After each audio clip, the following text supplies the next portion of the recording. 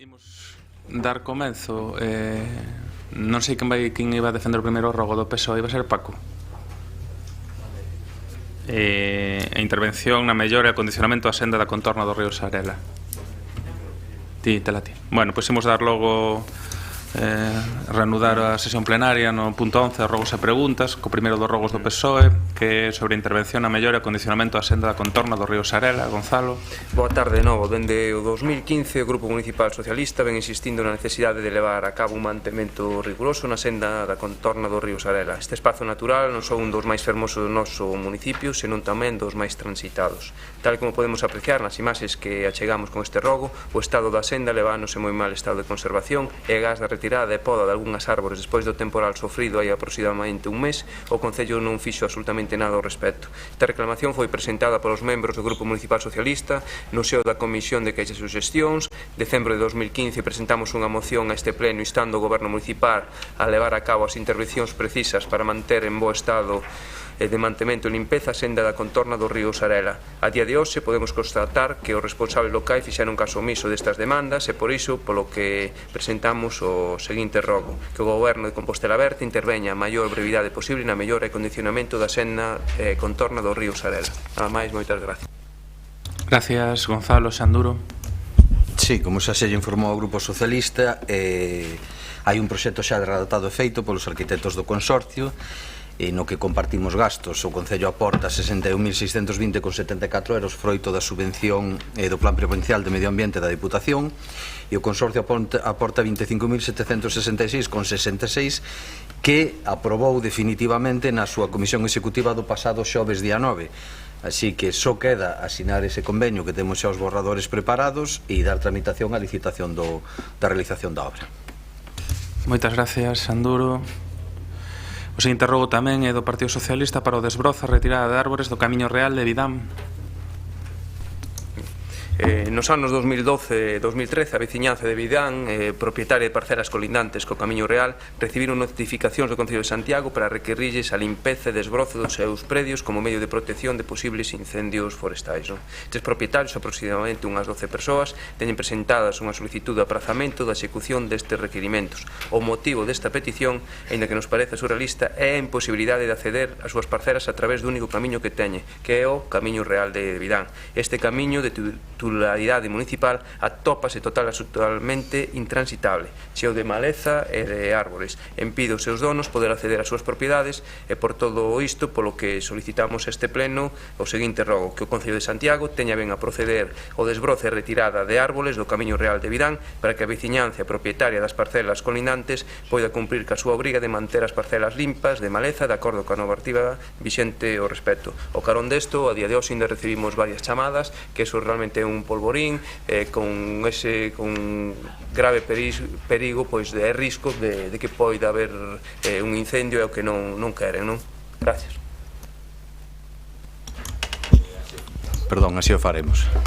No, creo que a resposta era Rafa, non? Sí, bueno, sí. Porque a ver, vamos a explicalo porque hai unha parte que me corresponde a min e outra parte que lle corresponde a Xan. Efectivamente é un punto un pelín peculiar porque de feito non ten, é unha pista que non ten salida para o fondo. Ainda estiven hai uns días ali, ven un pouquiño de atrás, solo para concretar, acabarémoslo facendo, pero non é tanto como nos están comentando os veciños de que non fixeron a limpeza por culpa de que o Concello de Santiago, en isto incluso non me teño por que defender eu porque xa viña de hai varios anos e foi no anterior goberno. Había tamén incluso problemas para que o Concello poidera acceder ás súas fincas porque os propietarios privados non lle deixaban acceder a elas. Entón, o camiño era un vello camiño de servidumbre que nin tan sequera estaba exactamente clarificado se era de titularidade municipal ou non. Eu entendo que sí, porque todos os camiños de servidumbre así están sendo declarados. Intentaremos habilitar e acondicionar ese camiño, faremoslle frente ao desbroce do que nos corresponde e despois tamén veremos se efectivamente pois cumprimos pola outra parte tamén secunde. E a parte que lle correspondería a Xan é é que pois ten necesidade de facer de rarear ali un pouquiño os árboles. Xa lle comentamos nas xuntanzas, que mantemos o lunes, e tamén xa hai un compromiso de poder intentar deixar aquelo habilitado o antes posible. Mais nada, moitas gracias. Gracias, Rafael. Outro rogo do Partido Popular para a colocación de mensaxes de cedo paso na traseira dos autobuses urbanos. Claudio. Boas tardes a todos. A promoción e potenciación do transporte colectivo debe ser unha prioridade permanente para a administración local, polas repercusións que o seu uso ten para descongestionar o centro urbano e gañar espazos para as persoas e contribuir á reducción das emisións de gases causantes do efecto invernadoiro. Unha das vías para avanzar nesta promoción entre a cidadanía e a lograr cada paso maiores cotas de rapidez e puntualidade nas viaxes entre distintas paradas. Unha cuestión que con frecuencia se ve complicada pola actitude de certos conductores. O artículo 73 do Regulamento Xeral de Circulación determina as pautas de actuación dos demais condutores para a incorporación dos vehículos cando sinala que facilitarán na medida do posible a dita maniobra, especialmente se se trata dun vehículo de transporte colectivo de viaxeiros que pretende incorporarse á circulación desde unha parada sinalizada, engadindo que nos poboados, co fin de facilitar a circulación dos vehículos de transporte colectivo de viaxeiros, os conductores dos demais vehículos deberán desplazarse lateralmente sempre que fora posible ou reducir a súa velocidade dando cumprimento o disposto no artículo 53, chegando a deterse se fora preciso para que os vehículos de transporte colectivo poidan efectuar a maniobra necesaria para proseguir a súa marcha á saída das paradas señalizadas como tales. Houve un tempo no que na parte de atrás de algúns autobuses do transporte público de Santiago se colocaron os cartéis quizás de escasas dimensións agradecendo as facilidades para a incorporación destes vehículos, unha medida que na actualidade non estamos a observar. Este tipo de mensaxes facilitan o emprego das paradas aproximando o autobús á beira rúa, o que supón unha mellora para a mobilidade e a accesibilidade das persoas usuarias. Tendo en conta estas consideracións, dende o Grupo Municipal do Partido Popular formulamos o seguinte rogo: que por parte do correspondente órgano do goberno local se fagan as xestións necesarias para proceder á paulatina colocación de cartéis facilmente visibles nas traseiras dos autobuses urbáns, nos que, mencionando normativa, se reclame a colaboración das persoas conductoras para facilitar a incorporación á calzada dos vehículos de transporte público detrás e desde as paradas. Mais nada. Gracias, Claudio. Jorge. Bueno, na actualidade esos cartéis na traseira dos autobuses existen, repóñense cando é necesario, igual o tamaño é pequeno, este que vostedes presentades ten un tamaño maior, pero creemos que realmente, ademais de mantelo cando se de manter este cartel e estudiar a posibilidade de ampliálo, eu creo que as medidas importantes para favorecer pois é que o autobús non teña que apartar, que en moitos casos onde a velocidade ten que ser similar e a priorización do autobús pasa moitas veces porque non has abrigo, como por exemplo fíxose na rúa de Vasquiños, que na Reforma o autobús para na calzada. Entendemos que a velocidade comercial do autobús é unha prioridade na cidade cando apostamos por unha mensaxe de priorización e preferencia para os cidadáns na utilización do transporte público. Por lo tanto, ademais das mensaxes nas traseiras, creemos que hai que tomar outras medidas de priorización da velocidade comercial do autobús e non só esta. Gracias. O seguinte rogo do Partido Popular para a reparación dun banco de pedra nos xardíns dedicados a Xosé Mosquera Pérez en Pelamios. Pepa. Gracias, alcalde. Boas tardes, compañeiros e compañeiras.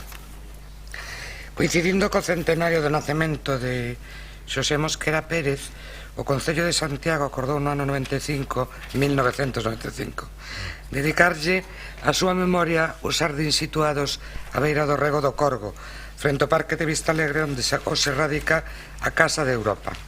Alí érguese un monumento cun busto de bronce, obra de Fernando García Blanco, en memoria de quen fora alma mater do padroado Rosalía de Castro. Ademais deste recoñecemento, a figura de Xosé Mosquera Pérez, o vello dos contos, foi obxecto doutras homenaxes nos últimos anos por parte do Concello, entre elas no 2012 na súa parroquia natal de Lavacolla, con descubrimento de placa, presentación de libro sobre a súa vida, lectura por parte de Freixanes dun conto da súa autoría, etc. E máis recentemente, en xuño do pasado ano, procedeuse a descubrir unha placa na Rúa do Franco onde residiu este persoaxe, na que se destaca a súa faceta de activista cultural e primeira estrela mediática do país. Pois ben, volvendo ao principio, no xardín que lembran o Vello dos Contos, en Pelamios, existe desde hai varios meses un banco de pedra partido que está suspendido por dúas moreas de pedra. Pode ser unha solución circunstancial, enxeñosa e do momento, pero é ben certo que o seu manteñemento resulta impropio para o lugar, deslucindo o aspecto tanto do xardín como da figura do homenaxeado.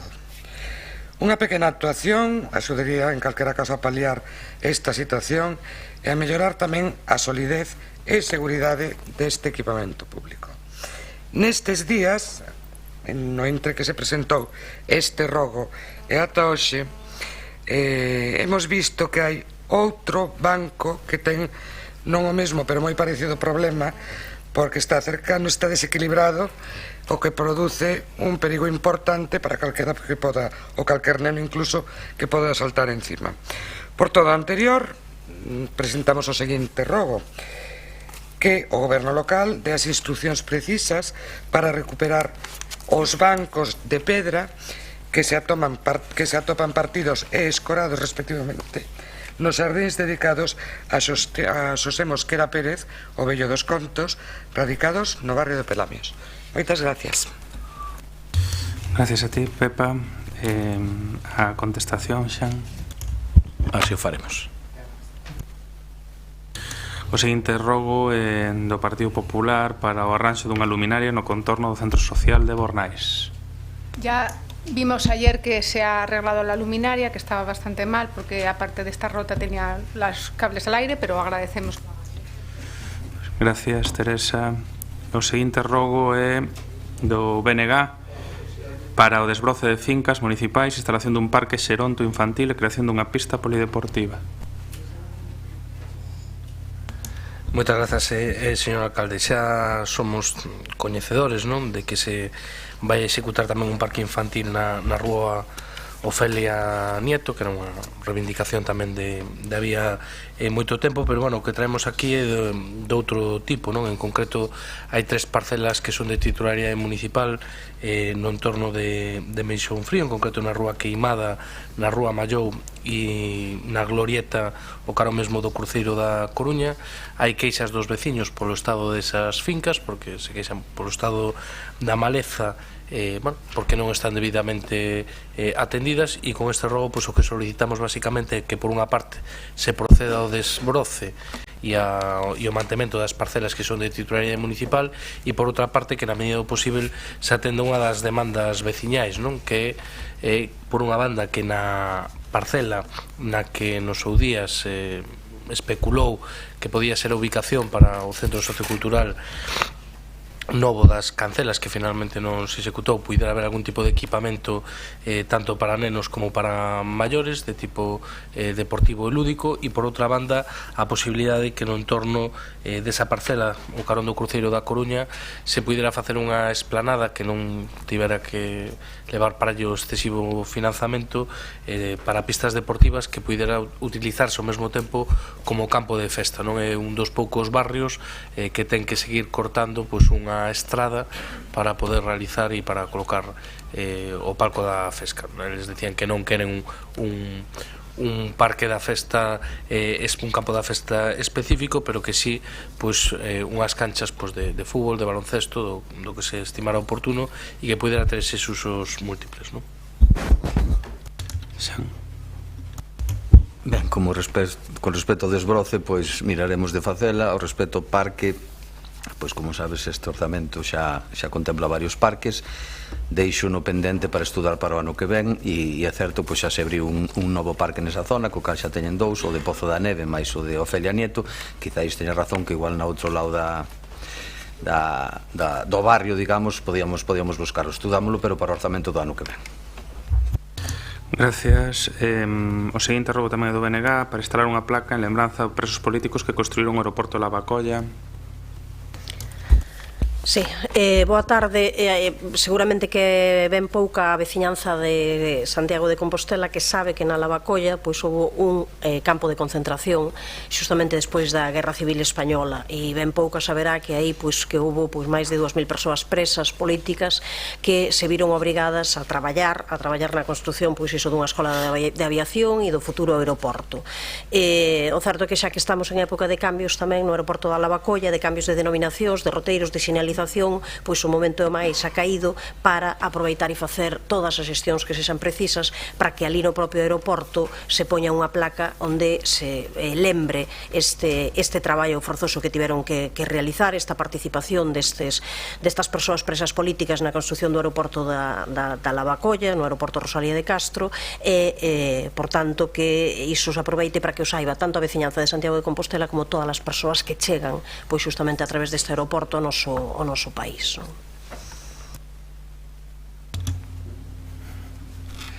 Non, que poñen as notas que teño que contestar eu, entón miraba para o meu grupo.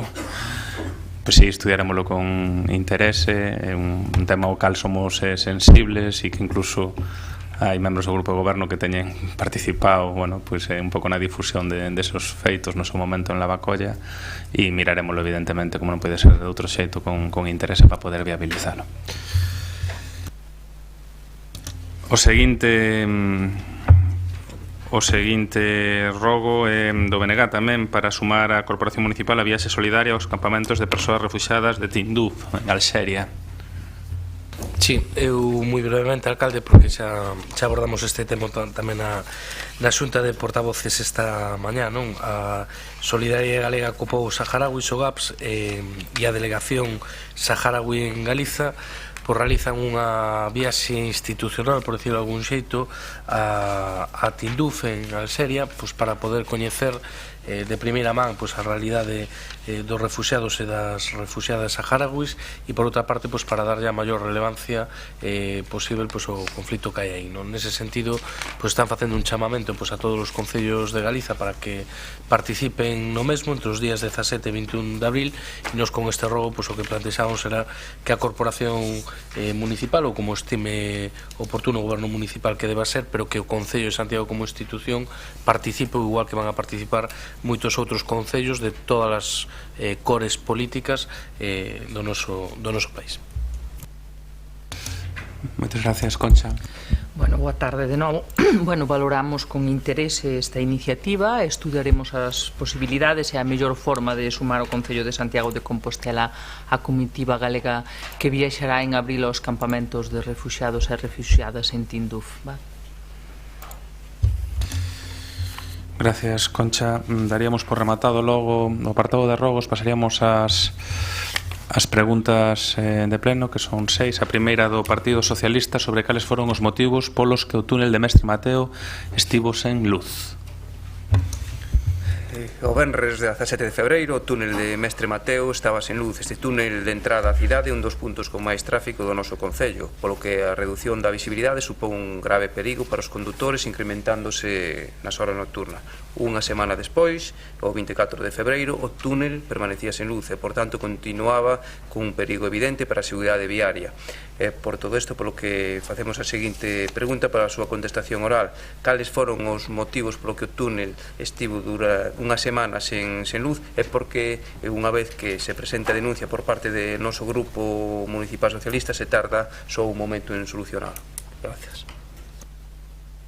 Señor Sanduro. Ben, igual a miña resposta hai que incluíla nos libros sobre absurdos municipais.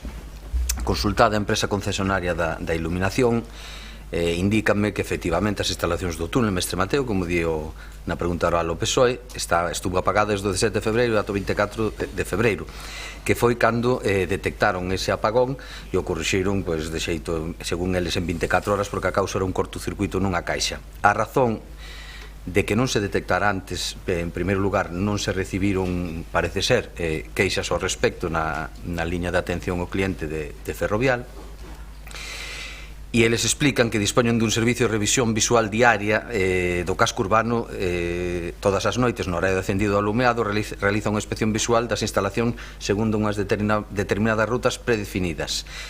Cando chegou, fixen a requerimento de informe, indicaronme que tiñan un sentido no GPS tiñan un R no GPS que marcaba rutas e a ordenación destas, e resulta que o GPS guiábos por encima do túnel e pola rotonda, pero nunca os guiaba por debaixo do túnel, e por eso non o sabían. Eu máis explicación non teño, foi o que me di a empresa, non teño por que non crelo, e efectivamente no momento que se tuvo constancia o arranxaron, e ora indícame que teñen arrasado ese programa de GPS para circular por ese túnel. Grazas. Non só se arranxou, senón, ves, Gonzalo, que fomos capaces de detectar un erro no GPS da empresa. Interesante. A seguinte pregunta é tamén do Partido Socialista sobre a paralización das obras de canalización na confluencia entre Carreira do Conde e Xeral Pardiñas. Na beira rúa da Senra, no tramo próximo a rúas de Carreira do Conde e Xeral Pardiñas, estaban a realizarse unhas obras de canalización que, por razóns que descoñecemos, permaneceron paralizadas durante todo o mes de xaneiro. Esta beira rúa permaneceu todo este tempo valada, con lousado levantado, tal como se aprecia nas imaxes que acompañamos esta pregunta, provocando serias molestas, tanto para os viandantes como para os comercios que cada día que transitan e xente que traballa nesa rúa.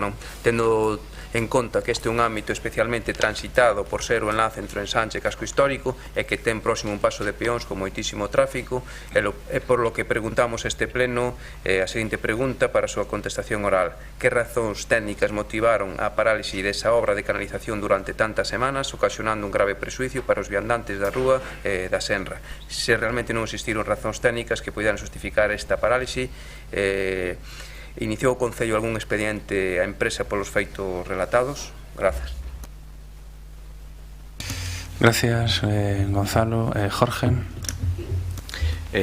Bueno, esta pregunta xa contestamos en comisión asesora, non sei se non estabas aquel día ou como foi. É unha obra de canalización de telefonía que estaba facendo Vodafone desde un arqueto a un tramo de aproximadamente 30 metros lineais, no cal, cando acometeron a zanxa, partiron a pedra, fixeron o corte en algunhas pedras. Por lo tanto, desde o Departamento de Disciplina se lles fixo ver que era necesario, e desde obras se lles fixo ver que era necesario repoñer as pedras enteiras e sendo ademais pedras da mesma calidade que as que romperan. Despois de presentar unha mostra de granito para sustituir, non ser aceptada polo departamento por non ter a calidade para quedar perfectamente integrada na beirarrúa, na segunda proposta de pedra puido ser admitida e polo tanto ese foi o retraso. Fixeron mal a obra no seu momento e despois esperar por seleccionar unha pedra que quedara perfectamente integrada nese lousado de pedra antigua. Gracias, Jorge. A seguinte pregunta é do Partido Popular sobre a causa aquí pon de Ramos, non sei se é así, na rúa Carreira do Conde, a súa reparación. Eu entendo que é ruptura. Dos de Ramos, vale. Quen fai a defensa? Epa.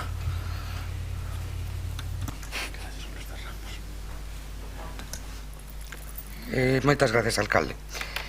Ben, no pasado mandato procedeuse a execución por este Concello en colaboración coa Xunta de Galicia dun proxecto de reurbanización e humanización da rúa Carreira do Conde.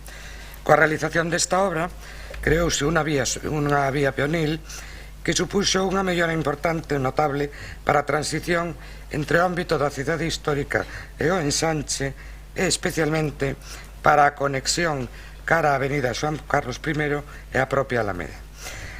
A importancia da obra ven determinada tanto polo investimento, cun importe de 540.000 euros, como pola superficie afectada, que foi de 3.866 metros cuadrados.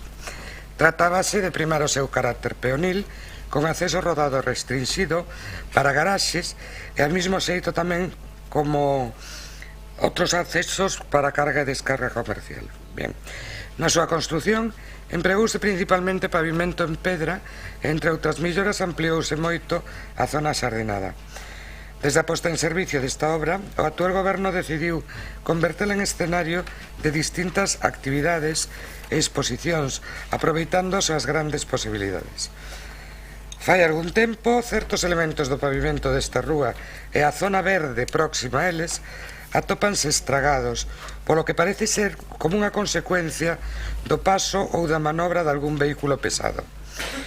Por todo isto, nos presentamos a seguinte pregunta: Cal é a causa do derramo ou estrago sufrido nas lousas e na zona verde da carreira do Conde?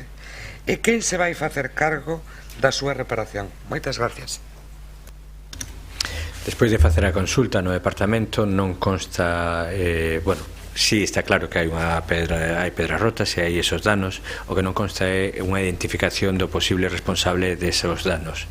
Por lo tanto, se alguén ou se tedes coñecemento de cando se fixo ese dano, pois eu agradecería, pero por parte do departamento ninguén ten constancia. Somos conscientes de que está rota, pero non se hai algún responsable que podamos identificar como causante do dano. Por lo tanto, se non temos identificado un causante do dano, habería que facelo desde o contrato de mantemento.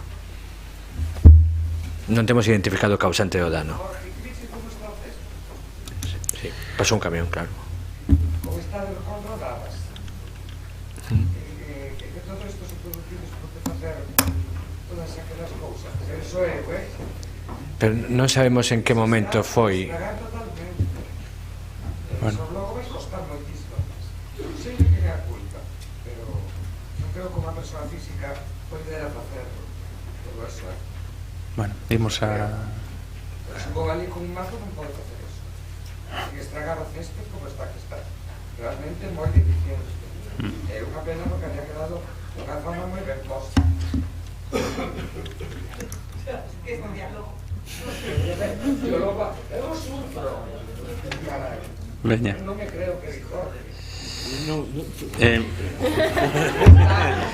Eu non sei Pero Pepa, non se trata de que te creas o que di Jorge. Jorge ten que responder a pregunta.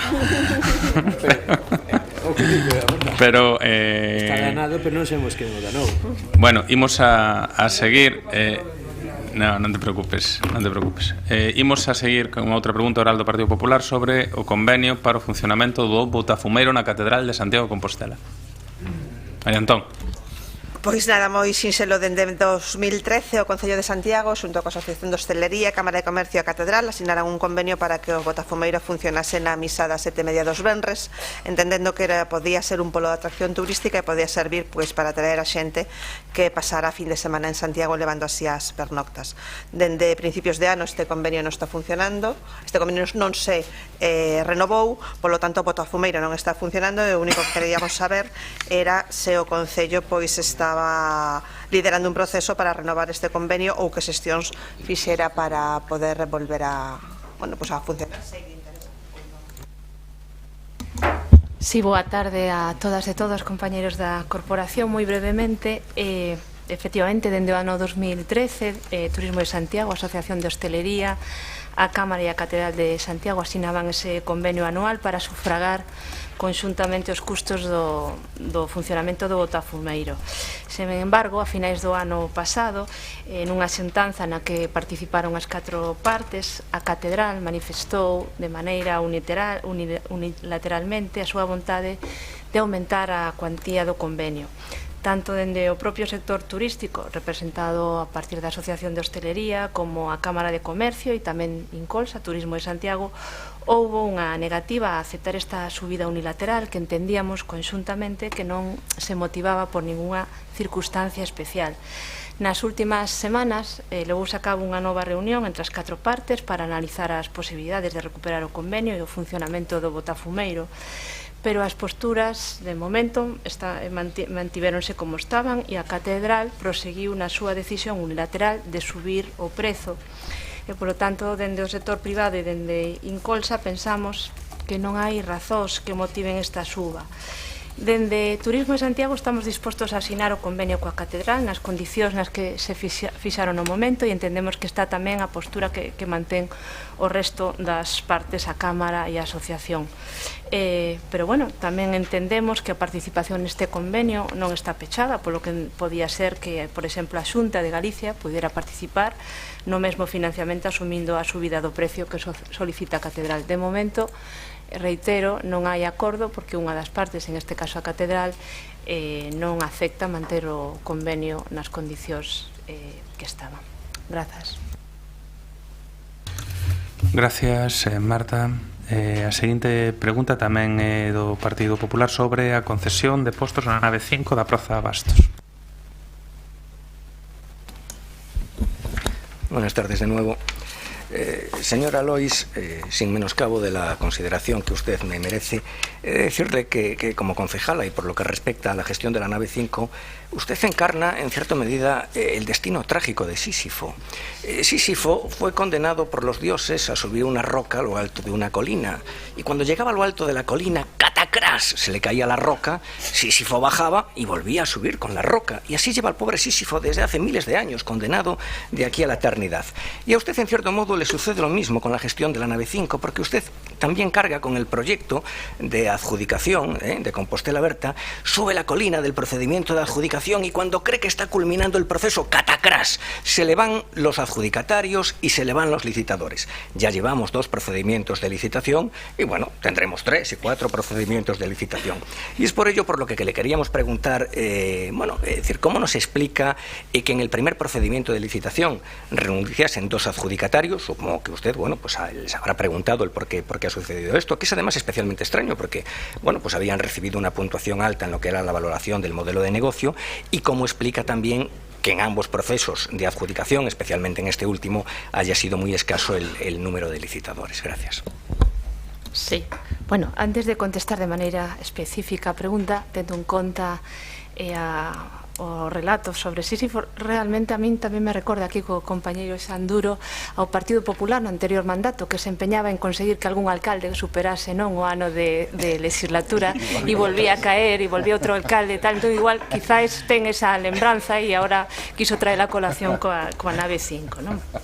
Ben, vou reiterar algunhas cousas xa sabidas polo compañeiro do Partido Popular. Efectivamente, o goberno de Compostela Berta tiña un compromiso de desenvolver un proxecto na Praza de Abastos, onde a nave 5, fundamentalmente o seu obxecto é completar a oferta actual e mellorar precisamente a oferta do mercado de Abastos cun proxecto que se afaste dun proxecto gastronómico desmesurado e que podría ter, como teño dito en outras ocasións, un certo éxito a curto plazo, pero que podría desvirtuar a identidade da praza. Como ese compromiso é un compromiso que temos no noso tamén programa electoral, pois temos que insistir e faremos todos os esforzos posibles para completar este proceso. Respecto á primeira pregunta que se formula, o Concello debe entender non é responsables das decisións que unha empresa que concorre ao proceso de licitación e que despois decide renunciar. Esperemos que detrás desta decisión non exista un interés por presionar a equipa de goberno para que se adopten medidas que serían contrarias á lógica que rexeu o proceso dende o principio, que acababa un poquinho de explicar. E respecto á segunda parte, tamén resumir que efectivamente está sendo costoso, hai que ser honestos ou honestas. En este caso, o proceso de licitación da nave 5 está acompañado de algúns atrancos. O primeiro deles tiña que ver coas empresas que concorreron no primeiro concurso, que por un problema meramente de forma de presentación da documentación exixida se quedaron fora. Plantexamos unha acción formativa, como ben sabe, para acompañar a todos eses proxectos emprendedores e as persoas na solución de posibles erros, na forma de presentación da documentación e da avaliación do propio proceso. Entendemos, para ter unha explicación sobre o número certamente non numeroso das solicitudes que se plantexaron neste segundo concurso, que o proceso de maduración dun proxecto empresarial difire dunhas persoas emprendedoras a outras, e algunhas das ideas empresariais asesoradas nesta acción formativa probablemente todavía non tiñan o grao de maduración suficiente para concurrir de xeito inmediato a un proceso de licitación. O traballo do Concello e do Grupo de Goberno é garantir a plena ocupación da Praza de Abastos, e sabemos que é un traballo que está sendo un pouco de longo percorrido, que xa se iniciou en 2015 coa elaboración dos plans de melloras individuais en postos da propia praza, e que vai a continuar, e que nos agardamos que tamén a partir desta segunda fase e na medida en que casi se poda completar esa nave 5, sexan as propias persoas e modelos de negocio que ocupen a nave 5 as que tamén podan valorar en consenso coa propia praza, e me refiro ao que é a cooperativa, a opción tal vez de ampliar ese horario ou algunha proposta de mellora que permita os poucos postos que agardo queden para a seguinte licitación se animen a ser numerosas as ofertas. Grazas. Gracias, Marta. A seguinte pregunta é tamén do Partido Popular sobre as xestións realizadas para a declaración de Semana Santa como festa de interese turístico de Galicia.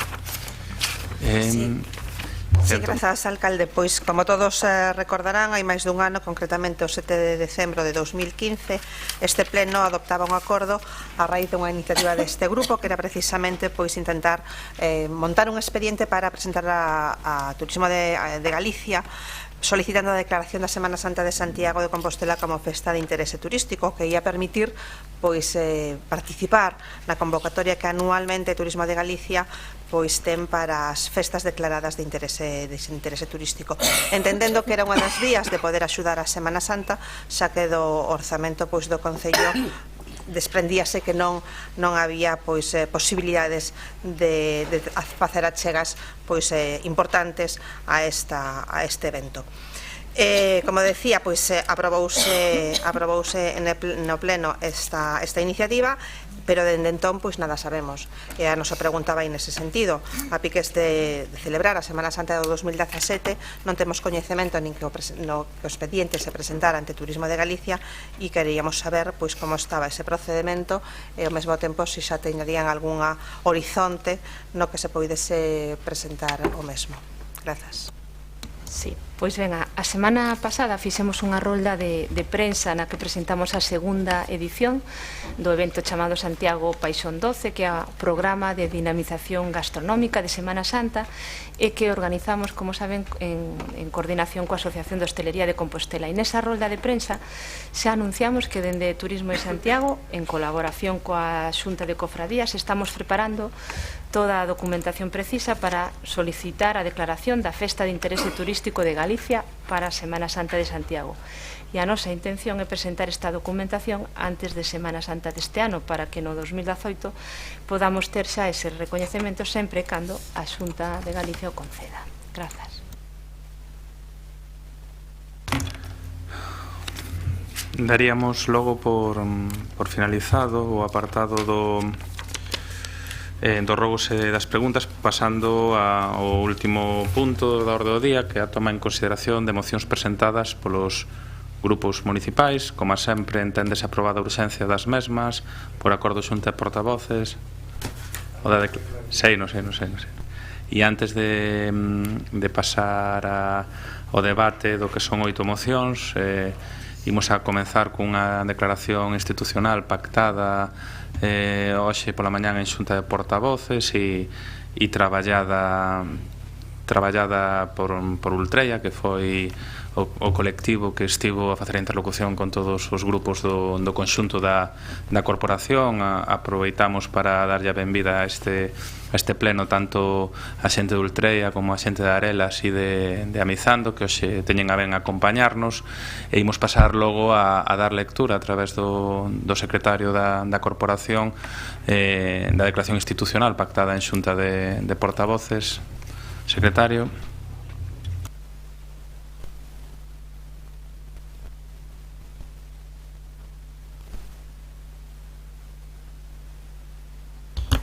Declaración institucional do Concello de Santiago en apoio a unha norma legal que regule a identidade de xénero en Galicia. En relación coa solicitude da Asociación Ultreia LGTBI Compostela, con rexistro de entrada 91.777 e data 16/2/2017, a Corporación do Concello de Santiago presenta para a súa inclusión na orde do día da sesión plenaria do mes en curso a seguinte declaración institucional. Durante os últimos anos aprobáronse diversas leis estatais e autonómicas para promover a completa equiparación legal e social de todas as persoas, independientemente da súa orientación sexual, identidade sexual ou identidade de xénero. Galicia, coa Lei 2/2014 do 14 de abril pola igualdade de trato e a non discriminación de lesbianas, gais, transexuais, bisexuais e intersexuais en Galicia, foi das primeiras comunidades autónomas en legislar nesta materia. Sen embargo, co paso do tempo, esta lei está a ser considerada como insuficiente polos colectivos implicados en relación coa problemática e a discriminación que lle afecta ás persoas trans, tanto as adultas como as familias de menores trans. Tratando de recoller as demandas e necesidades das persoas trans, varias comunidades autónomas teñen aprobado nos últimos anos leis para que poidan gozar dos mesmos dereitos co resto da cidadanía. O Concello de Santiago quere facerse eco da demanda de varias asociacións galegas que defenden os dereitos da comunidade trans, así como de activistas e especialistas en dereito, educación e sanidade que veñen traballando na elaboración dun borrador para propoñer no seo do Parlamento de Galicia o debate e a aprobación dunha nova lei de identidade de xénero en Galicia. Con este fin, o Concello de Santiago insta aos grupos políticos presentes no Parlamento de Galicia a tomar en consideración o documento elaborado e rexistrado na Cámara Galega para consensuar na actual legislatura unha norma legal que lle dé resposta satisfactoria ás demandas das persoas trans e lograr así a igualdade real e plena no goce dos seus dereitos e liberdades. Santiago de Compostela, 16 de marzo de 2017, asinado Marta Lois González, voceira do Grupo Municipal de Compostela Aberta, Agustín Hernández Fernández, voceiro do Grupo Municipal do Partido Popular, Francisco Reyes Santiás, voceiro do Grupo Municipal do PSOE, Rubén Cela Díaz, voceiro do Grupo Municipal do BNG. Enténdese, por lo que entendo, por unanimidade de toda a corporación. Moitas gracias, secretario.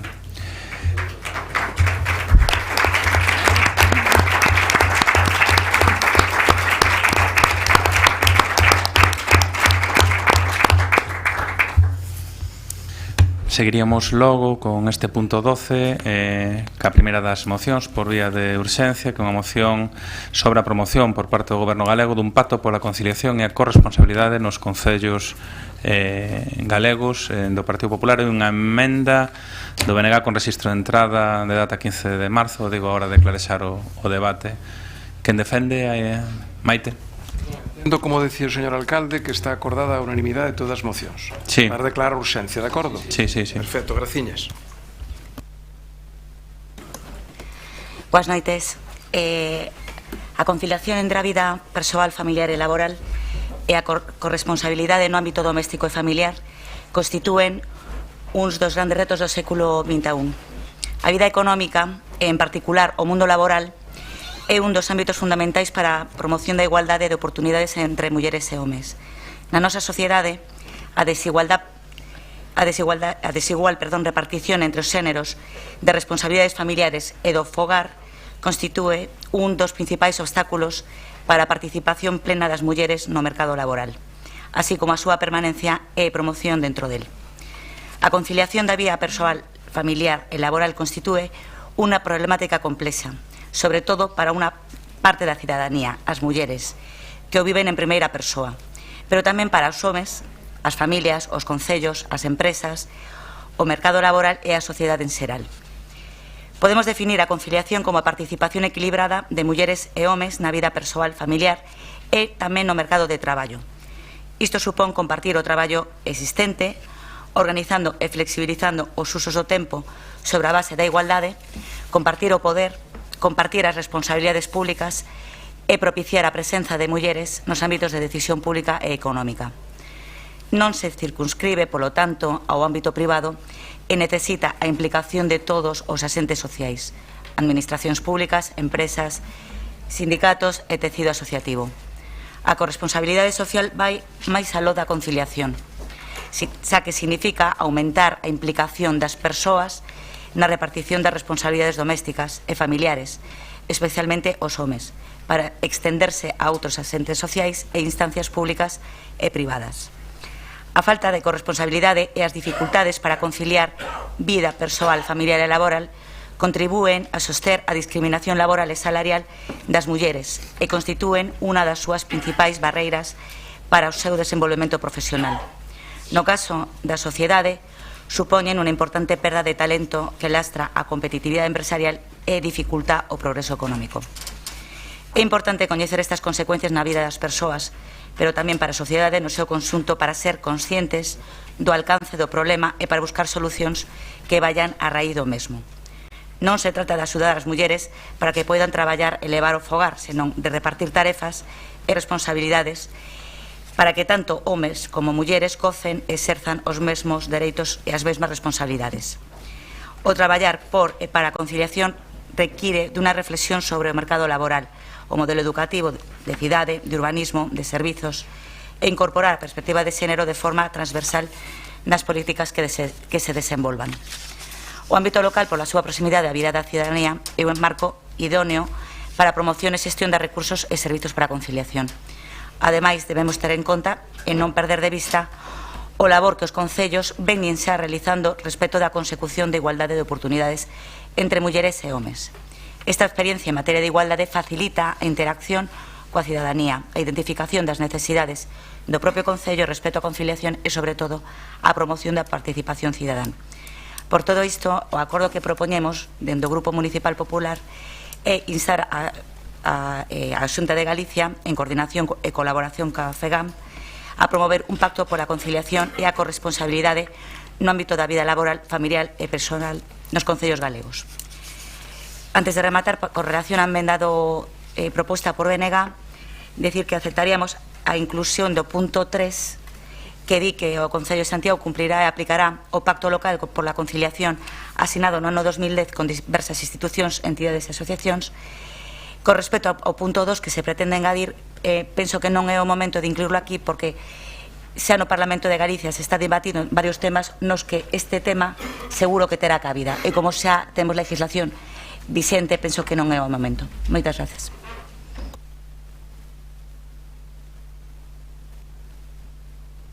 Gracias, Maite.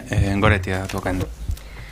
Ben, boa tarde. A verdade é que este é un tema maior, un tema importante, un tema que merece que sexan todas as administracións as que traballen, as que remen no mesmo sentido. É por iso que por un lado é importante ter memoria e saber, non, como recolle a nosa proposta de enmenda no punto aceptado polo Partido Popular, que no ano 2010 pois aquí xa se fixo un pacto local por esa conciliación e que foi un pacto que quedou aí, non, tamén sin maior pena nin gloria, un pacto onde entre as cuestións que se propoñían, ademais tendo en conta tamén o tecido sindical, tendo en conta o tecido comercial, o tecido empresarial, entre outras cousas propoñíase tamén crear un observatorio local pola conciliación laboral, familiar e persoal. Así que moitas veces temos este problema grandísimo de que se fai traballo porque chegar a este tipo de cuestións leva o seu tempo de discusión, de debate, de planificación e despois ao final acabamos parece que casi sempre comezando de cero. Entón parecíanos importante, en ese sentido celebramos que se acrecente o punto 3, que polo menos que se intentar aplicar un pacto que quedou atrás e que tamén hai que recoñecelo, hai que dicilo, non? Porque así que o Partido Popular trae agora esta proposta, pero nos últimos 4 anos, pois a ese respecto non se puxo en práctica, non?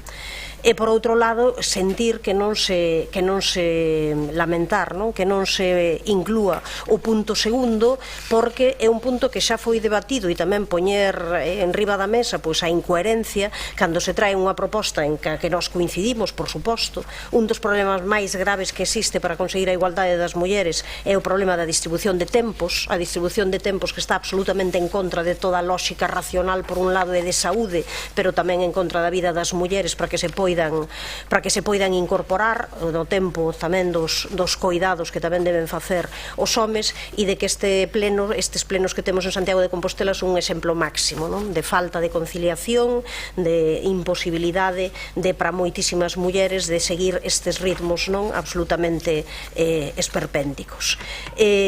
Daquela que se poña en riba da mesa, claro, está moi ben, pero está moi ben cando por parte do goberno galego tamén se asuman unha serie de competencias que son necesarias. Unha lei galega de corresponsabilidade é absolutamente fundamental e é certo, non é que agora xa se vai a tratar, é que xa se tratou en 2 ocasións porque houve 2 propostas do Bloque Nacionalista Galego para facer unha lei galega de corresponsabilidade, unha rexeitada polo Partido Popular no ano 2011 e outra rexeitada no ano 2015.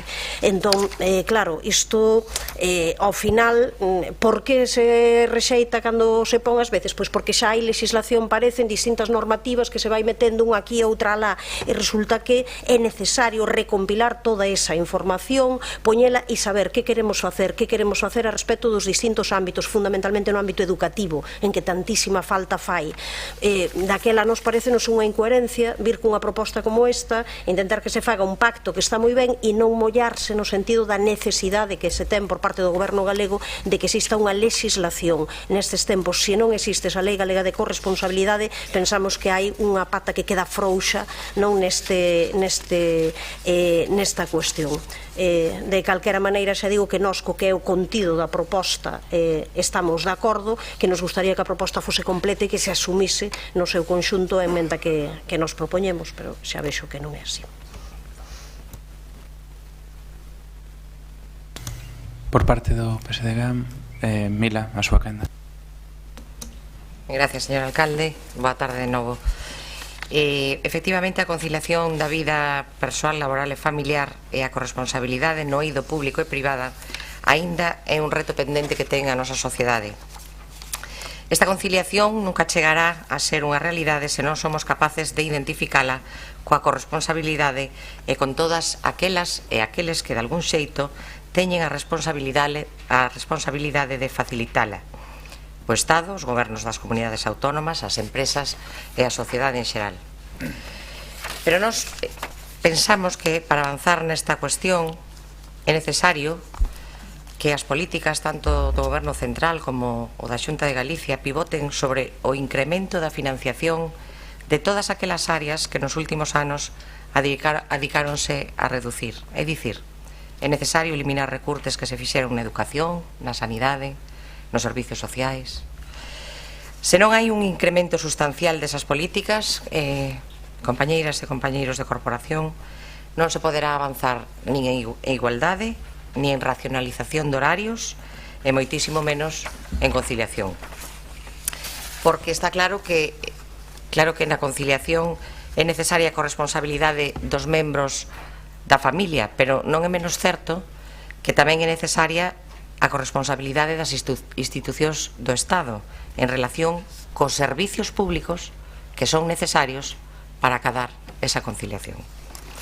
E como a excusa xa non vale dicir aquelo de que estamos en situación de crise económica. A crise económica non pode ser excusa para frear e retroceder dereitos. A día de hoxe sí que é certo que parece haber cada vez máis un acordo de todas e todos, pero as políticas teñense que traducir en feitos reais. O Grupo Municipal Socialista como non vai estar de acordo para instar as administracións e promover un pacto pola conciliación e a corresponsabilidade no ámbito da vida laboral, familiar e persoal dos concellos galegos? Pois claro que sí. Pero estas instancias teñen que acompañarse de feitos, con políticas solidarias e generosas, políticas, insisto, como poden ser as de igualdade ou dependencia, que están a sofrir recortes cos que nós seremos sempre críticos. Políticas de igualdade que axuden as mulleres a incorporarse ao mercado laboral, que os homes asuman tamén con maior tempo e con maior responsabilidade o cuidado das nenas e nenos e dos dependentes, que sexa real esa equiparación dos permisos de paternidade e maternidade, que apostemos de novo polos servicios públicos, que non haxa reducción nos dereitos laborais, que avancemos na universalización da educación de 0 a 3 anos, etcétera, etcétera, etcétera. Para o Grupo Socialista, a conciliación e a corresponsabilidade serán sempre reivindicacións xustas e necesarias para conseguir unha sociedade máis igualitaria. Deste xeito, este Grupo Municipal votará a favor desta moción. Moitas grazas, máis nada. Marta Lois. Sí, dende o Grupo Municipal de Compostela Aberta coincidimos coa argumentación de fondo desta moción presentada polo Grupo Municipal do Partido Popular e a imos apoiar, como tamén imos a apoiar as emendas presentadas polo BNG. Moitos dos argumentos xa foron colocados aquí neste primeiro defensa o debate. Efectivamente, a conciliación entre vida persoal, familiar e laboral constitúe un deses retos fundamentais que aínda está pendente na nosa sociedade. Pero, ademais, tamén creemos que ese retos non se poden desligar de unha a análise crítica do actual modelo de organización social e tamén dunha proposta seria para a súa transformación. Trátase dun modelo caduco, vixente case sen cambios dende a era industrial e que foi pensado para unha sociedade na cal predominaba o modelo familiar tradicional, no cal as mulleres desempeñaban a tempo completo e sen remuneración o traballo doméstico e o cuidado das crianzas e das persoas dependentes, e un mercado laboral ocupado maioritariamente por homes e estruturado en función dunha total disponibilidade horaria do denominado modelo do home gañador do pan. En consecuencia, no marco dese modelo, a xornada laboral funcionaba como eixo vertebrador da sociedade, superpoñéndose e invisibilizando o tempo dedicado ao cuidado e ás tarefas domésticas. Este sistema de organización social sempre foi injusto dende unha perspectiva de xénero. Por qué? Porque a maioría das mulleres quedaron relegadas ao espacio doméstico, realizando toda unha serie de tarefas que se ven son clave para a reproducción e o sustento da vida humana, non estaban remuneradas e non tiñan recoñecemento social. Ademais, a maioría das mulleres, en canto que non eran traballadoras asalariadas, non tiñan acceso directo ás prestacións e servicios públicos vencellados aos dereitos sociais. Refírome ás xubilacións, ás prestacións de desemprego, a atención á saúde, ás baixas e permisos de maternidade, etc. Estaban directamente todos estes dereitos sociais ligados ao traballo asalariado. Por último, as mulleres de clase social baixa, as cales dunha ou outra maneira sempre tiveron que traballar fora de casa, víanse abocadas a compatibilizar o traballo no mercado laboral ou no campo co traballo de cuidado e doméstico, protagonizando as denominadas dobres ou triples xornadas. Actualmente, ademais de continuar presentes algunhas destas injustizas de xénero que mencionamos e tamén de outras novas, este sistema de organización social está en crise. Temos un escenario no cal algunhas das compañeiras xa o mencionaron, a maioría dos homes non fixeron o percorrido de volta, o camiño de volta, é dicir, non asumiron a súa parte proporcional do traballo doméstico e do cuidado das persoas. Ademais, sigue existindo un mercado laboral que continúa exixindo as traballadoras e os traballadores que non teñan responsabilidades sociais e cunha total disponibilidade e flexibilidade horario e unhas xornadas laborais que continúan superpoñendo e dificultando, en moitos casos imposibilitando, o tempo necesario para o cuidado das persoas. Poñamos, por exemplo, tamén as longas xornadas que pasamos nos plenos que celebramos no Concello de Santiago de Compostela. E, en terceiro lugar, uns servicios públicos e prestacións que son insuficientes ou inadecuados para dar cobertura ás demandas existentes de cuidado. Polo tanto, reitero, valoramos moi positivamente todas estas propostas e os intentos de que se leven a cabo para abordar esta grave problemática e tamén a vontade de instar a Xunta de Galicia para que, en colaboración coa FEGAN, promova un pacto pola conciliación e a corresponsabilidade nos concellos galegos. Non obstante, tamén queremos alentar que o actual goberno da Xunta de Galicia non destacou precisamente por traballar nesta dirección. Así, dende o ano 2009 e ata a actualidade producíronse, como se sabe, importantes retrocesos tamén nas políticas autonómicas de xénero, tanto na súa institucionalización, poñamos por exemplo a eliminación do SEGAI, como nos recursos destinados ás mesmas. Simplemente lembrar, por exemplo, que o primeiro orzamento que aprobou o Partido Popular no ano 2010 significou a reducción dun 68% dos recursos destinados polo goberno anterior ás políticas autonómicas de xénero. Así mesmo, ademais destes retrocesos, tamén houve unha reorientación importante da xenda política nesta materia e cuestións claves como a corresponsabilidade ficou ao marxen. Lembremos tamén que durante o goberno bipartito, por primeira vez, houve un plan galego sobre corresponsabilidade que foi en 2007, o cal supuxo un punto de inflexión importante a hora de abordar esta grave problemática en Galicia. Como decía ao principio da miña intervención, respecto ás enmendas presentadas polo BNG, apoiamos as dúas, consideramos que é imprescindible a elaboración dunha lei galega de corresponsabilidade para cuxa elaboración se conte con todos os asentes implicados. E en relación á segunda enmenda, como goberno ímonos comprometer a cumprir este pacto pola conciliación que até o momento, como decía Goretti, non se aplicou. Un dos nosos obxectivos primordiais para o ano 2017 é precisamente abordar toda a problemática dos usos dos tempos. Así, a corto prazo, teremos que actualizar e posiblemente tamén ampliar o estudo no cal se sustentou o Pacto pola Conciliación no ano 2010 e a partir desa información actualizada desenvolver actuacións concretas. Ademais, quero salientar que algunhas das medidas que se recollían en dito pacto xa estamos desenvolvendo, como por exemplo a creación dun observatorio local pola conciliación laboral, familiar e persoal do municipio de Santiago de Compostela.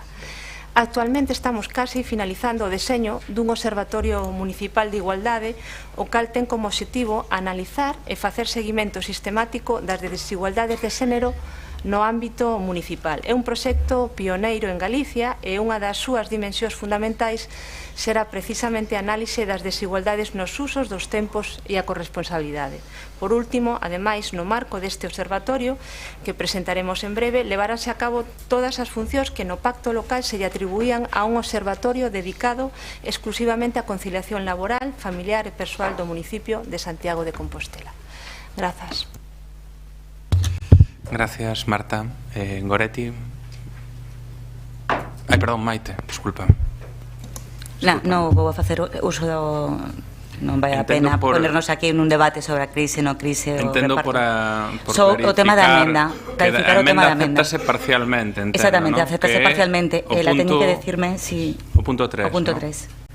Si o BNG si o estima, claro. No, bueno, tanto como... No, porque é unha transacción. Quen o tes que estimar eres... bueno, unha transacción. Claro, non acepto a emenda, entendo. Vale. Pois... Goretti, sí que che toca agora. Sí, agora tócame.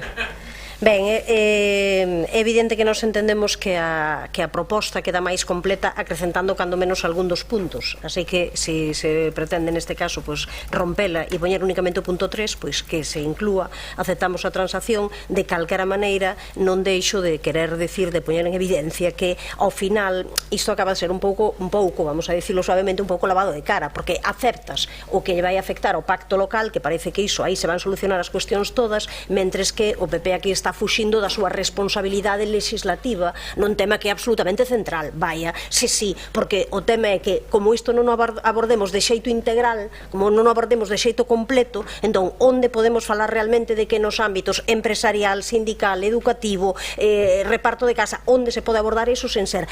A propia Secretaría Xeral de Igualdade ten feitos informes onde di que son necesarias cuestións deste tipo para homoxeneizar e regular o conxunto da legislación a este respecto, porque senón ao final acaba sendo isto todo, entón é un pouco, vamos a dicilo, quedase moi ben dicindo pacto local que o Concello de Santiago cumpra, mentre se foxe de que xustamente sexa a Xunta e o Goberno galego quen cumpra, establecendo cunha lei galega de corresponsabilidade. Iso sí que sería un avance de xigante, iso sí que sería un paso grande para a conciliación e para a responsabilidade. Entón eu non podo máis que deixar en evidencia, a pesar de que, por suposto, que acepte neste caso a transacción, pero paréceme que é unha maneira de, digamos, quedar ben cunha parte do problema, dicindo preocúpanos sen asumir as propias responsabilidades neste sentido.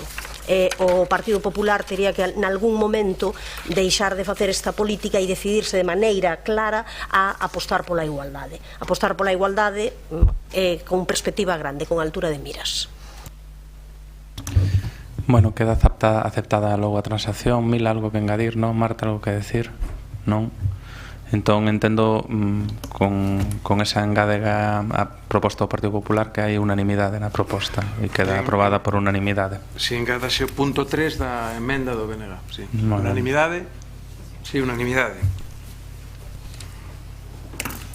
A seguinte é unha moción do BNG para dotar a Santiago de Compostela de novas salas judiciais do social, contencioso administrativo e violencia de xénero. Sí, moitas grazas, señor alcalde. Brevemente, porque este debate xa o temos dado noutras ocasións tamén neste pleno, non? Na reunión convocada o 22 de febreiro deste ano da Conferencia Sectorial da Administración da Xustiza, o Goberno español confirmáballe ao Goberno galego que en 2017 se van a crear novas salas en Galiza, o que abre a posibilidade de reforzar as que están máis colapsadas, como é o caso de Santiago de Compostela, non? Compre lembrar que na asignación de novas salas producidas en novembro de 2016, como xa temos discutido aquí, a Xunta e o Tribunal Superior de Xustiza de Galiza acordaron crear 5 novas salas xudiciais en 2017, nun reparto, desde o noso punto de vista, discriminatorio con Santiago de Compostela, que non está, tamén desde o noso punto de vista, o suficientemente avalado por criterios obxectivos e que obvia o colapso histórico existente.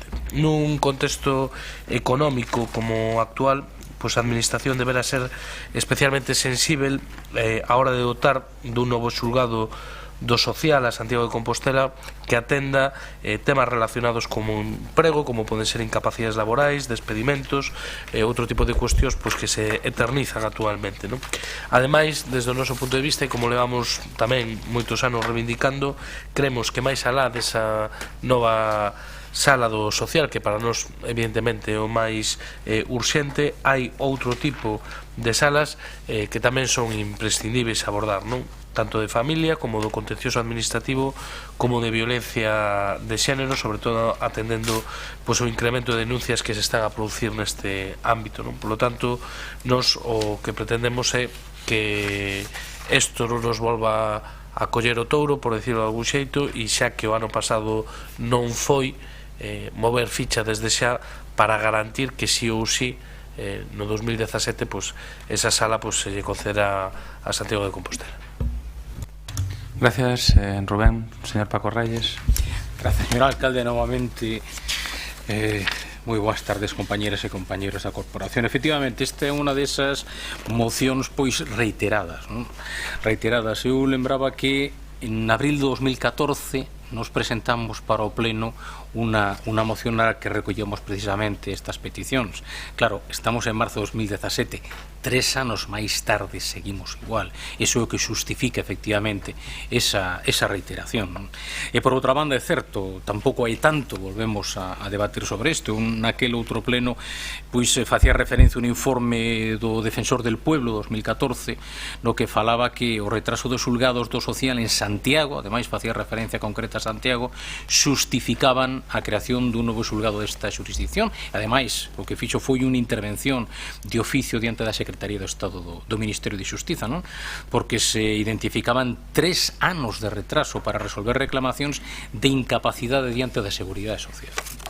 Nos compartimos absolutamente tanto o plantexamento da petición do xulgado do social, do xulgado contencioso administrativo, do xulgado de familia, do xulgado mercantil, do xulgado de violencia de xénero. O que sí me gustaría sería facer unha referencia en que efectivamente no 2016 se acordou aquí en Galicia a creación dun xulgado de primeira instancia en Ourense, outro do social na Coruña e un xulgado de familia en Vigo. E o presidente do Tribunal Superior de Xustiza de Galiza, que eu respeto moitísimo, dixo naquele entón que se facía ese reparto e respondía a criterios obxectivos de carga de traballo.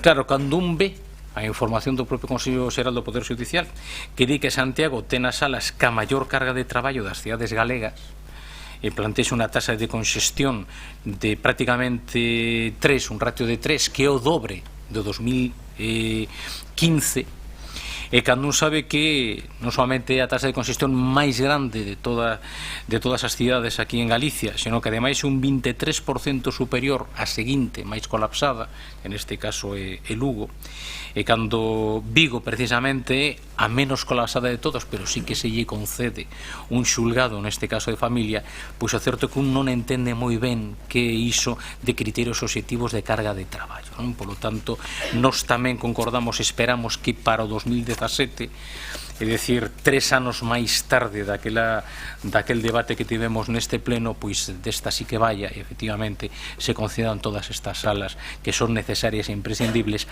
á capital de Galicia. Moitas gracias. Gracias, Paco. Agustín. Boas noites. Bueno, aquí non vimos a falar do que acontecera no 2016, non vimos a falar de cifras manipuladas, non vimos a falar do que poidera ser e non foi. Aquí o que vemos é a falar de futuro. A pedir, creemos que, aínda que esteamos na oposición ou no goberno, hai que pedir nesta vida con mesura. Hai que pedir pensando na cidade, obviamente, a cidade é o primeiro, pero tamén temos que pedir con responsabilidade. pedir despois de acadar unha mínima información. Eso é o que hai que facer, non pedir para dar a imaxe de que somos os que máis pedimos, pedir para logo despois non poder acadar o que pedimos e decir que nos xa pedíamos eso fai, pois según parece o señor Reyes cando estaban eses gobernos de progreso, non? Pedir por pedir creo que non é o millor. É evidente que en Santiago de Compostela necesitamos unha nova sala do social, especialmente polo feito de que en Santiago de Compostela hai moitas menos conciliacións, según teño entendido, que no resto das cidades polo peso dos organismos públicos que normalmente nese ámbito do social pois non concilian, non? Unha nova sala é evidente que é necesaria e imprescindible. Tamén poderíamos pois solicitar, ou podería solicitarse no ámbito jurisdiccional, un xuiz de reforzo por cada unha das 3 salas existentes e un funcionario para resolver a pendencia e logo despois, no momento de que estea resolta a pendencia, pois solicitar esa nova sala. Creo que esa é a primeira prioridade da cidade. Despois do xulgado social, a seguinte prioridade é o xulgado de familia, según teño entendido, de acordo coa información que tiven ocasión de compartir, non solamente polas separacións, sino tamén polos internamentos e o resto da carga de traballo deses xulgados. E a terceira prioridade é a do contencioso administrativo. Creo que esa é a forma de pedir. Bueno, lóxicamente, despois de facer estas reflexións ao respecto do que nos entendemos que é o responsable, obviamente imos a apoiar esta moción do BNG. Agardo que a partir de agora isto non sexa únicamente un posicionamento baixo a perspectiva de que imos aprobar esta iniciativa, sino que a partir de agora pois o goberno faga o que ten que facer, que é petar en todas as portas a todos os niveis da administración, tanto da Administración de Xustiza como da Xunta de Galicia, como da Administración Central, nas direccións xerais, nos ministerios, no responsable do Tribunal Superior de Xustiza de Galicia, e que, pois, cando remate este ano 2017, poidamos todos celebrar que Santiago millora a súa planta xudicial. Moitas gracias e máis nada. Marta. Sí, boa tarde de novo. Tal como temos manifestado en diversas ocasións, dende o Grupo Municipal de Compostela Aberta, consideramos tamén como imprescindible a creación en Santiago de Compostela de novas salas xudiciais do social e do contencioso administrativo, e tamén unha específica de violencia de xénero. Así o teñen demandado os xuíces e xuízas da nosa cidade ante o Tribunal Superior de Xustiza de Galicia, co apoio unánime de outros actores claves como o Colexio de Abogacía de Santiago, fiscais, procuradores, procuradoras. É ben sabido que no caso concreto da cuarta sala do social tense considerado como unha demanda moi urxente debido ao colapso absoluto que sufren dende hai tempo os 3 xulgados do social da capital galega. Santiago ten un partido xudicial amplísimo que inclúe outras localidades da contorna e conta ademais con 2 organismos que xeran moitísimas causas desta orde xurisdiccional. Refírome á Xunta de Galicia e á Radio Televisión de Galicia. O tempo medio en moitos expedientes é superior aos 3 anos.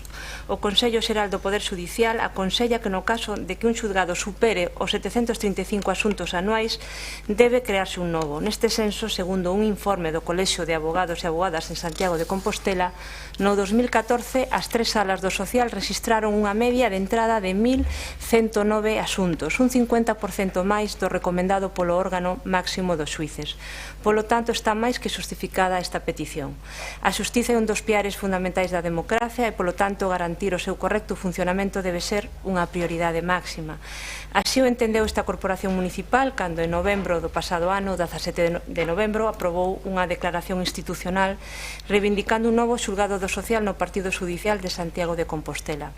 Ademais, tras aprobar dita moción, o alcalde Martiño Noriega, a través dunha carta e tamén dunha chamada telefónica, reiteroulle ao presidente da Xunta a súa mediación ante o Ministerio de Xustiza para que contemplase a creación dun cuarto xulgado do social na capital galega.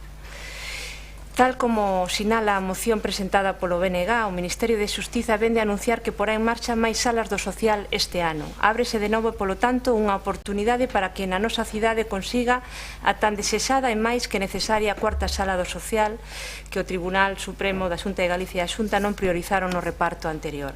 E así o volveu transmitir ao alcalde Martiño Noriega, o presidente da Xunta de Galicia, na reunión que mantiveron a principios deste mes de marzo. Ademais, é momento de lembrar tamén que o cuarto xulgado do social non é a única das necesidades de Santiago no ámbito da xustiza. Así, tal e como lle teñen demandado os propios xuíces e xuízas de Santiago de Compostela, tamén é moi urxente a creación dun segundo xulgado de familia, un de contencioso administrativo e un xulgado de violencia de xénero. Por exemplo, en relación a este último, sinalar que en Galicia únicamente existen 2 xulgados exclusivos de violencia de xénero, o de Coruña e o de Vigo, e son claramente insuficientes, xa que no resto das cidades galegas son os xulgados de instrucción ordinarios que se ocupan das competencias destes casos. Isto provoca unha situación de colapso que afecta non só ao persoal funcionario do corpo xudicial, senón que, e o máis grave, as mulleres que se atopan en situación de violencia de xénero, poñendo en cuestión o funcionamento dun servicio público esencial. A creación dun xulgado destas características na nosa cidade é imprescindible para mellorar o servizo, abordar o problema dende unha perspectiva integral e garantir a atención ás mulleres en situación de violencia. Hai tamén amplo consenso social, político e, sobre todo, entre os profesionais e as profesionais que interveñen no proceso xudicial, colexio de abogacía, procuradores, procuradoras, as xuntas de xuíces, sobre a necesidade de creación destas unidades. Polo tanto, e para rematar dentro do grupo de Compostela Aberta, imos apoiar esta moción. Grazas. Gracias, Marta. Rubén. Sí, moitas grazas, alcalde. Eu, moi brevemente, non? Esta moción non pretende ser unha carta aos Reis Magos, non? Quer dizer, o que trata de ser é un documento político no sentido de entender que o ano pasado houve unha oportunidade perdida para Santiago, pero a auga pasada non move muiño, pero o que pretende é advertir, e tamén advertir o grupo de goberno, de que isto ten que ser absolutamente prioritario e que hai que mover ficha, non? E que hai que volver a presionar e hai que volver a facer saber que o ano pasado pasou o que pasou, pero que non pode volver pasar en 2017. Por lo tanto, que sí ou sí en 2017 ten que haber esa sala do social. E a maiores diso, o obxectivo desta moción é tamén pôr en evidencia outra cuestión, e é esa nova sala que xa tiña que estar implementada desde o noso punto de vista o ano pasado, pois é unha necesidade apremiante, pero non a única. Que se expoña eso non quere dicir que estemos a demandar que mañá estén 4 xulgados novos abertos en Santiago de Compostela, pero sí unha priorización de cales entendemos nós que son os ámbitos máis acuciantes, non? E neso creo que coincidimos tanto no tema de familia como no contencioso administrativo, e para nós desde logo tamén é o ámbito de violencia de xénero, non? Por lo tanto, eu aí sí que coincido co voceiro do Partido Popular en que creo que máis alá de aprobar isto, que creo que sempre está ben, que agora o que toca é facer xestións de outro tipo e amosar, bueno, pois que o Concello de Santiago, a poder ser como unha piña, pois vai estar presionando por isto, e que desde logo que non vamos a pasar porque un ano máis, ao final, polas razóns que sexa, pois Santiago acabe sin esa sala. Gracias, Rubén. Algo que engadir por parte de algún de outros grupos? Entendemos entonces aprobado por unanimidade a moción presentada polo BNG, señor secretario. Moi ben, unanimidade. E pasaríamos agora a moción do BNG para dotar de servicios básicos a zona de urbanización de San Marcos. Pongo aquí que dispón de licencia de primeira ocupación. Creo que non é así. Bueno, da igual, a moción do BNG, hai unha emenda de Compostela aberta ao respecto. Sí, moitas gracias, señor alcalde. Con respecto á emenda, deixo para o final. Eu simplemente dicir que isto non é, por desgraza, a primeira vez que o traemos a debate no pleno municipal, pero sí que agardamos sinceramente que sexa a derradeira, non? Decir que a nova urbanización de San Marcos, pese a dispor de licenza de primeira ocupación, pois non conta con servicios básicos como son a recollida de lixo en algunhas rúas, a limpeza, o rozado de vegetación en terreos municipais ou iluminación pública, non? Polo que as zonas comunitarias, que son responsabilidade municipal, se atopan nun estado de abandono, non? Ademais, esta urbanización figura no catastro como rematada e viuse afectada pola revisión de valores, polo que, sen dispor de servicios, incrementouse o importe a pagar en concepto do imposto de bens inmóveis. En decembro de 2014 acordouse a execución do aval por importe de algo máis de 500.000 euros en concepto do 20% do importe da contrata da obra de urbanización do SUM 31, no que figura o BBVA como avalista. Ademais, no expediente consta un informe de marzo de 2016 onde se conceden novas licenzas de primeira ocupación e xa se sinala que foron postos a disposición do Concello os espazos destinados ao viario público que dan servicio ao uso de vivendas construídas na fase 1 do sector primeiro do sector SUM 31 de San Marcos, mentras queda pendente a recepción das obras de urbanización da totalidade do polígono.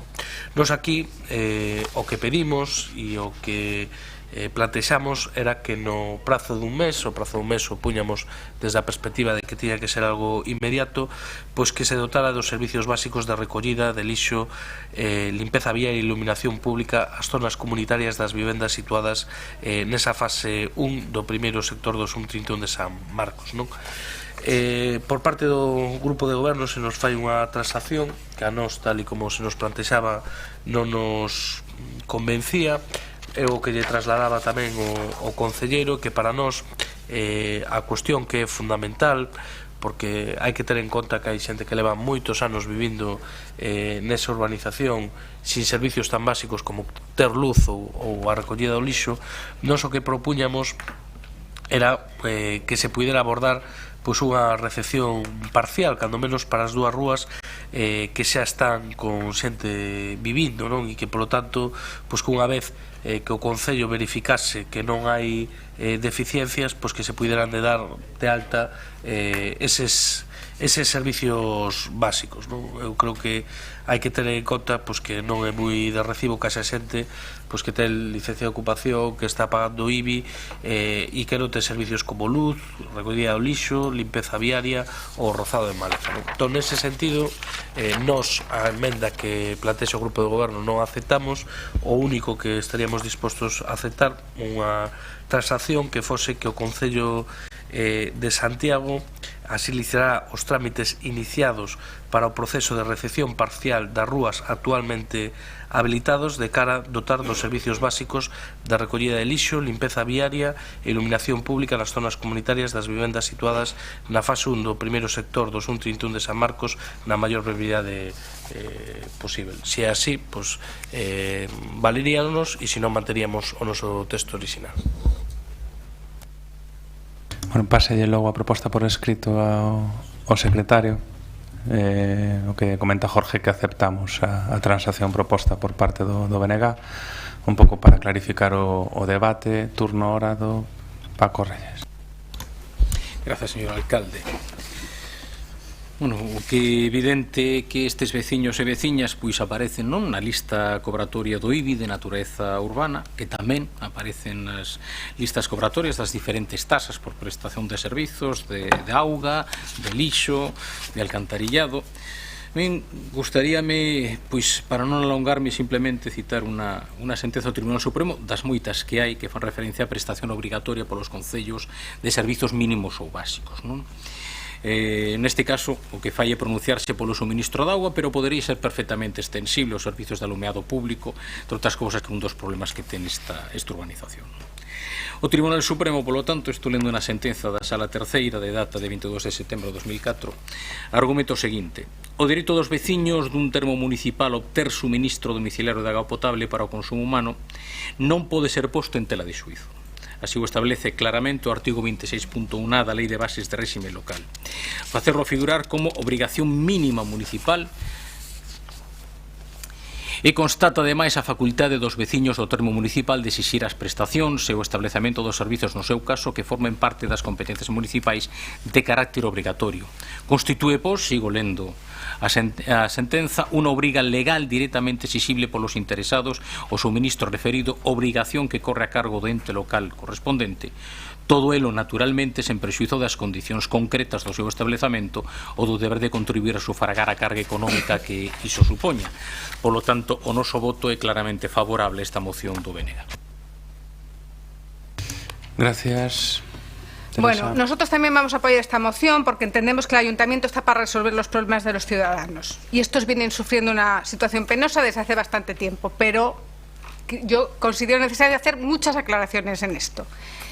De justicia es dejar claro que no es una situación generada por el concello y que merece cierta reflexión. Se trata de una urbanización de iniciativa privada, desarrollada por compensación, y los problemas vienen del abandono de la urbanización a medio hacer por parte de una promotora responsable de la misma. En el año 2012, el concello, para atender a peticiones vecinales y tratando de solucionar problemas que la promotora había generado, otorgó licencias de primera ocupación para que los compradores de las viviendas pudieran dar de alta los servicios básicos de su vivienda, agua y luz, que los tienen, y para que no perdieran la desgravación de la compra de viviendas que desaparecían. Se hizo de urgencia en 2012, atendiendo a las necesidades de los vecinos. Estas licencias se dieron condicionadas al remate de la urbanización, autorizando la puesta a disposición al uso público de los espacios mínimos destinados a tal fin, pero no se hizo una recepción formal de los mismos. No se hizo porque los técnicos municipales consideraron que la urbanización no estaba bien hecha. Solo se pretendía solucionar un problema de los vecinos, pero lo que no se pretendía es colectivizarlo, es decir, que el resto de los ciudadanos del concello acabaran pagando una urbanización privada, vuelvo a decir. Ante la evidencia de que la promotora y la Junta de Compensación no iban a terminar la urbanización y tras muchos esfuerzos para que lo hicieran, nosotros iniciamos el expediente para incautar el aval del que disponía el ayuntamiento y contratar la terminación de las obras de la urbanización. Con cargo a esa partida, lo primero que se hizo fue pedir ofertas para la redacción del proyecto, para rematar la urbanización, y ya teníamos 3 ofertas. No se pudo llevar a fin porque el expediente para incautar el aval caducó en intervención, allá en abril de 2015. Reiniciamos el procedimiento, vinieron las sesiones, nos fuimos y lo que ha ocurrido después yo lo desconozco. El aval existente es notoriamente insuficiente para rematar íntegramente la urbanización. E incluso cabría preguntarse si es justo aplicar ese aval a la urbanización, ya que se trata de una garantía personal de uno de los promotores, no de todos. No sé por qué decirlo del BBV, porque en aquel momento era un promotor. Y no de todos, que además había transferido el suelo, es decir, lo había vendido y no se había ocupado de transferir el aval. Eso ya es culpa suya.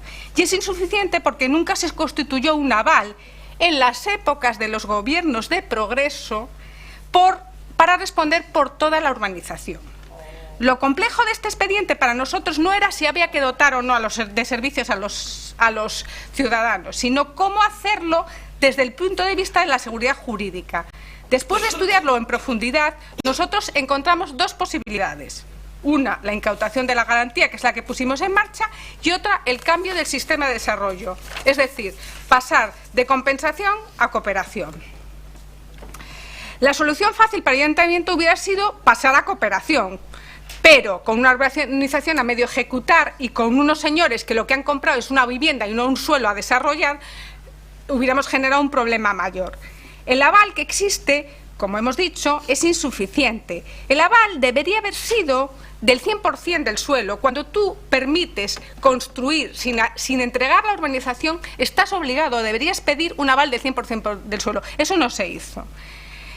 Y aunque parte de la urbanización está ejecutada, existen problemas que obligan a rehacer parte de lo hecho. Habría que redactar un nuevo proyecto y posteriormente evaluar cuál es el coste de acabar las obras. Cuando se tuviera ese coste, si realmente el aval es insuficiente, habría que convocar a los junteros de compensación, porque la Junta de Compensación no está disuelta, y avisar a los junteros de que o bien urbanizan o bien el ayuntamiento va a ejecutar las obras por su cuenta y va a pasar las cuotas a los junteros. Eso se tenía que hacer, eso estaba previsto ponerse en marcha.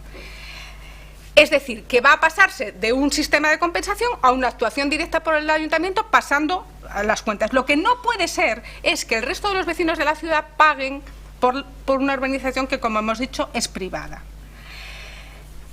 Desconozco si, como dice la moción del BNG, se han otorgado nuevas licencias de primera ocupación. Supongo que si se han otorgado, se habrán dado condicionadas al remate de la urbanización, y la única conclusión de este expediente, por lo menos la mía personal, es que las garantías nos protegen a todos, y cuando somos laxos con las garantías, como administración, como promotores, como compradores también, asumimos unos riesgos que luego nos pueden venir de vuelta si la tortilla, como pasó en este caso, da la vuelta. Como conclusión, vamos a votar a favor, porque a pesar de no ser un problema que el Concello haya generado, es un problema que ya es larguísimo y algo hay que hacer, eso está clarísimo. Nada más. Jorge. Empezarei pola nosa posición, que será votar a favor, porque de feito fixo un relato dos feitos Teresa ata que eles foron goberno. A partir dese momento, por parte do goberno de Compostela Aberta, executouse ese aval está en tesorería, e tamén abriuse un proceso de diálogo cos promotores para intentar que conseguiran rematar a urbanización. Buscouse un camiño polo cal dividiuse o polígono en dúas fases. Unha primeira fase para poder decir que as obras estaban rematadas, faltaba unha inversión de aproximadamente 80.000 euros, e esas obras fixéronse durante o ano 2016. Con eso podemos decir que a urbanización da primeira fase está executada e quedaría unha segunda fase que ten un presuposto de remate según presupostos presentados pola Xunta de Compensación de aproximadamente 500.000 euros, e que ahora sí podemos decir que temos un aval que posiblemente non sexa o aval da persoa que teria que ser a Xunta de Compensación e dunha persoa particular, pero hai unha garantía para eso. Co que respecta aos veciños que viven ali e que teñen esa licencia de primeira ocupación, esas obras fixéronse ao longo do ano 2016, despois dese proceso de negociación ca Xunta de Compensación, e esas obras están pendientes de recibir porque tuveron unha primeira revisión no mes de novembro, había pequenos defectos, puxéronse de manifesto por parte dos técnicos municipais, subsanáronse en parte, o 1 de febreiro volvese a emitir outro informe por parte dos servicios técnicos municipais, e a pesar de volver a facer outra corrección de erros e presentar documentación, a día de hoxe quedan pequenos flecos para resolver. O día 6 de marzo, en concreto, se lle comunica a promotora, ao presidente da Xunta de Compensación, do Manuel Ginarte, se lle comunica esos pequenos defectos que se concretan en que o cuadro de mando necesita un control de regulación porque as farolas están demasiado baixas, co cal a potencia instalada é máis alta e en teoría habería un maior consumo para a cidade, polo tanto se reclama que se poña un mando de regulación, e por outra parte se di que faltan unhas tapas de alcantarilla, que está resolto, pero que é necesario que en canto á instalación eléctrica se pase un control, unha OCA, que é un control de seguridade para que garantizar que a instalación eléctrica instalada cumple con todas as condicións. Este documento se lle entrega o 6 de marzo ao presidente da Xunta de Compensación. Temos o compromiso pola súa parte de executar estas obras ca maior brevedade posible. Estaba intentando contrastar se estaban executadas ou non. Non teño a certeza de que o mando de regulación este, sí que outras cousas que faltaban, como as tapas de alcantarilla, están feitas, e polo tanto a nosa intención é, tal como lle decía a Rubén, que nós, para poder dar esos servizos, necesitamos que este recibida a obra. Por lo tanto, comprometémonos a facelo ca maior brevedade posible. O procedimento está iniciado, digamos que por primeira vez a documentación final de obra os veciños presentaron o ano pasado, a finais do ano pasado, e despois de presentar documentación complementaria aínda sigue sendo insuficiente. Por lo tanto, teñen un escrito sobre a mesa que teñen que cumplimentar, no cal entreguen a OCA para decir que cumple ca seguridade a instalación eléctrica, que falta ese pequeno mando de electricidade e que faltan unhas tapas de alcantarillado, do rego do alcantarillado. Por lo tanto, son cousas menores e entendemos que antes dun mes debería de estar, pero eu creo que é mellor deixalo que a maior brevedade posible este goberno municipal instará para recibir esas obras. Rubén. Sí, eu dúas cuestións, non? Primeira, coincido con Teresa en que evidente, bueno, creo que coincidimos todos en que este non é un problema xerado polo Concello, eso é evidente, non? Agora ben, eu creo que o Concello non pode ser indiferente a respecto de problemas que viven veciños e veciñas de Santiago que pagan os seus impostos, que teñen unha licencia de primeira ocupación e que pola contra non poden ter uns servicios mínimos e básicos para calquer veciño, para calquera veciña, non? Por lo tanto, eu creo que o Concello non debe poder resultar indiferente e que todo o que faga pois estará ben feito se vai na dirección de resolver o problema.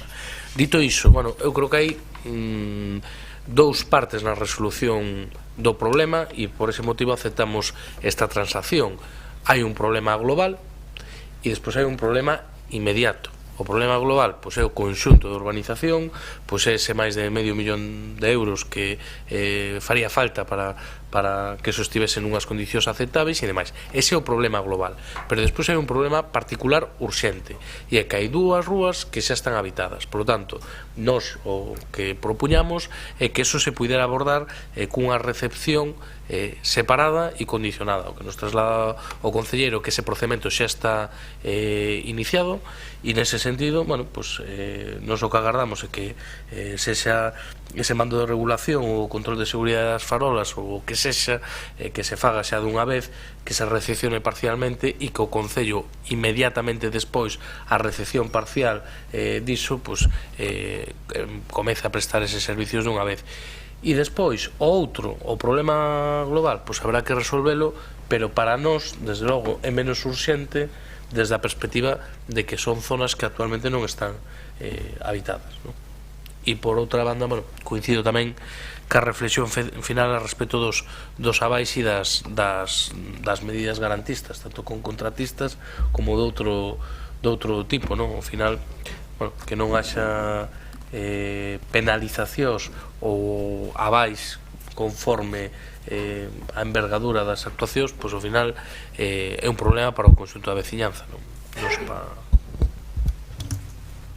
Gracias, Rubén. Algo que engadir por algún dos grupos? Enténdese entón con ese texto? Si, o texto que é o seguinte: o Concello de Santiago axilizará ao máximo os trámites iniciados para proceder á recepción parcial das ruas actualmente habitadas na maior brevidade posible. Vale. Unanimidade. Unanimidade. Pasaríamos á cuarta moción que figuran das presentadas polos grupos municipais e tamén é do BNG para demandar da Xunta a autorización do financiamento para desenvolver a lei do Estatuto de Capitalidade.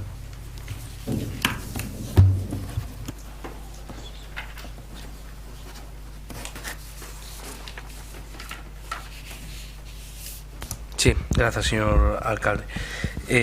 Santiago de Compostela ten recoñecida a súa condición, non, como capital de Galiza, tanto no Estatuto de Autonomía como na Lei de Capitalidade aprobada no ano 2002, onde se estipula que ha de percibir unha compensación económica precisamente por ese motivo de exercer como capital do noso país, non? O abeiro desta normativa enténdese que esta cidade ofrece bens e servicios públicos para as persoas residentes e, ademais, como consecuencia da capitalidade, atrae a cidadáns e a cidadáns censadas noutros lugares e que, polo tanto, non contribúen ao seu financiamento. Nesa valoración inclúese tamén que o Concello deixa de ingresar en concepto de impostos locais por ter que reservar estes terreos para uso da administración galega e non destinalo a outro tipo de usos alternativos. A Xunta de Galiza, tal e como establece a propia Lei de Capitalidade, para compensar eses maiores esforzos que para as arcas municipais supoñen os gastos extraordinarios por ser capital de Galiza, debe colaborar e cooperar na execución e financiamento das políticas en materia de patrimonio histórico artístico, cunha programación anual das actuacións tendentes á súa conservación e rehabilitación, con políticas de recuperación urbana integral na zona histórica, dos contornos monumentais e de espacios naturais de interese histórico e artístico de todo o termo municipal. Tamén a atención na promoción turística, na coordinación e no apoio en materia de salubridade de espacios públicos, protección civil e seguridade cidadá vinculados ao turismo, transporte e seguridade. Recoñece tamén esta lei que Santiago de Compostela, como capital de Galiza, debe normalizar e potenciar o uso do galego no ámbito das súas competencias en todos os planos da vida pública, cultural e informativa. Sobre o financiamento da capitalidade, o artigo 28 da Lei do Estatuto de Capitalidade di que a condición de capital de Galiza da cidade de Santiago de Compostela terá un apartado específico nos orzamentos da comunidade autónoma. A tal fin, antes da elaboración do proxecto da Lei de Orzamentos, o Consello da Capitalidade poderá emitir o correspondente informe. É preciso por de manifesto a importante acción coordinada que, para a preservación e potenciación do papel que corresponde a esta urbe singular, veñen realizando as diferentes administracións públicas, acción que se materializa desde o ano 92 a través do Consorcio da cidade de Santiago de Compostela. Foi no ano 2004 cando Santiago recibe por primeira vez ese financiamento que inicialmente se estableceu en 1,5 millóns de euros, coa promesa de que esta cantidade ia ir aumentando en cada exercicio paulatinamente ata cadar os 3 millóns de euros que se calculaba que era o custe de oportunidade da capitalidade de Santiago. O profesor Caramés cifra nun estudo realizado sobre o cálculo destes custes que a Xunta de Galiza deberá ingresar non 3, senón 5,5 millóns de euros cada ano ás arcas do Concello como capital de Galiza, máis do dobre da asignación que recibe na actualidade.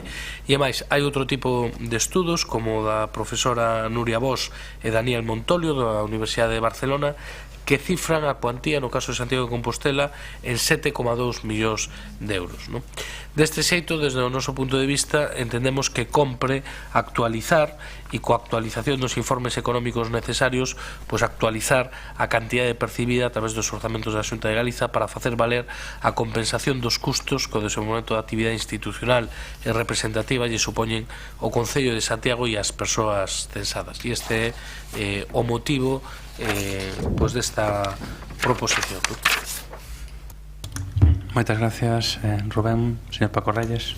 Gracias, señor alcalde. Como moi ben ten expresado o voceiro do Bloque Nacionalista Galego na defensa desta moción, efectivamente, un estudo dos profesores da Universidade de Santiago, Luís Caramés e María Cadaval, plantexa unha clara exposición dos custes que representa a capitalidade, algúns deles os ten comentado, o custe de oportunidade de reserva de chan para equipamento institucional, ou custes de congestión e contaminación, de seguridade pública, que o eleva ata 2,5 millóns de euros, de conservación e rehabilitación do patrimonio histórico, de promoción turística.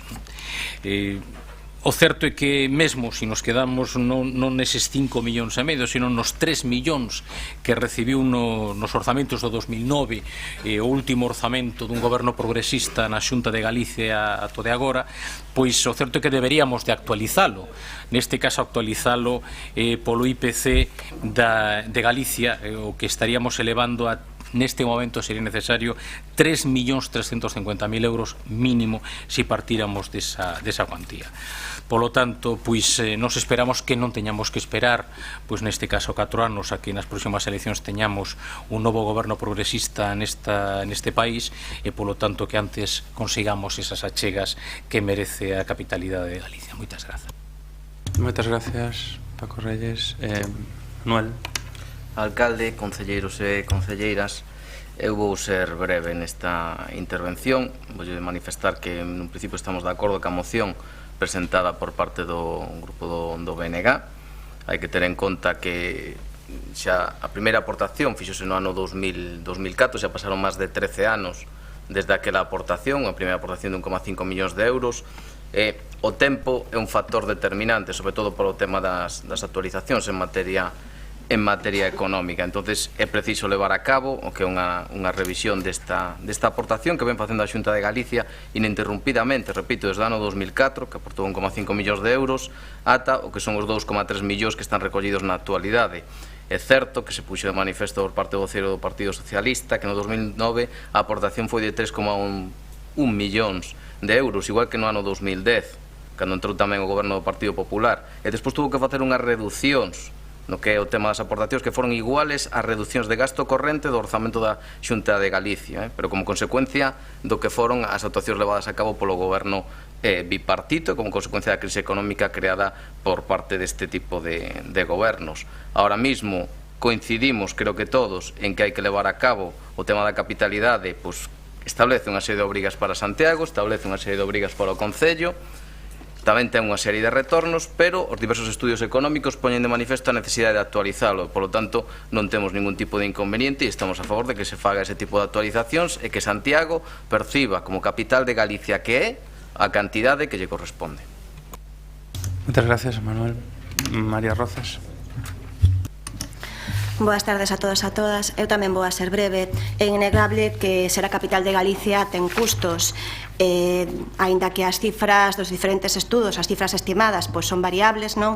Entre 6 millóns ou algo máis, o que sí que está claro que a contía actual de 2,3 millóns de euros que recibimos de transferencia pola capitalidade é insuficiente. Así que compartimos, por tanto, a moción do Bloque Nacionalista Galego, dende a nosa chegada ao goberno, así mesmo lle transmitimos a Xunta de Galicia nas diferentes reunións que o alcalde mantivo co presidente da Xunta en xullo do 2015, en marzo de 2016 e en marzo de 2017 planteouse esta cuestión.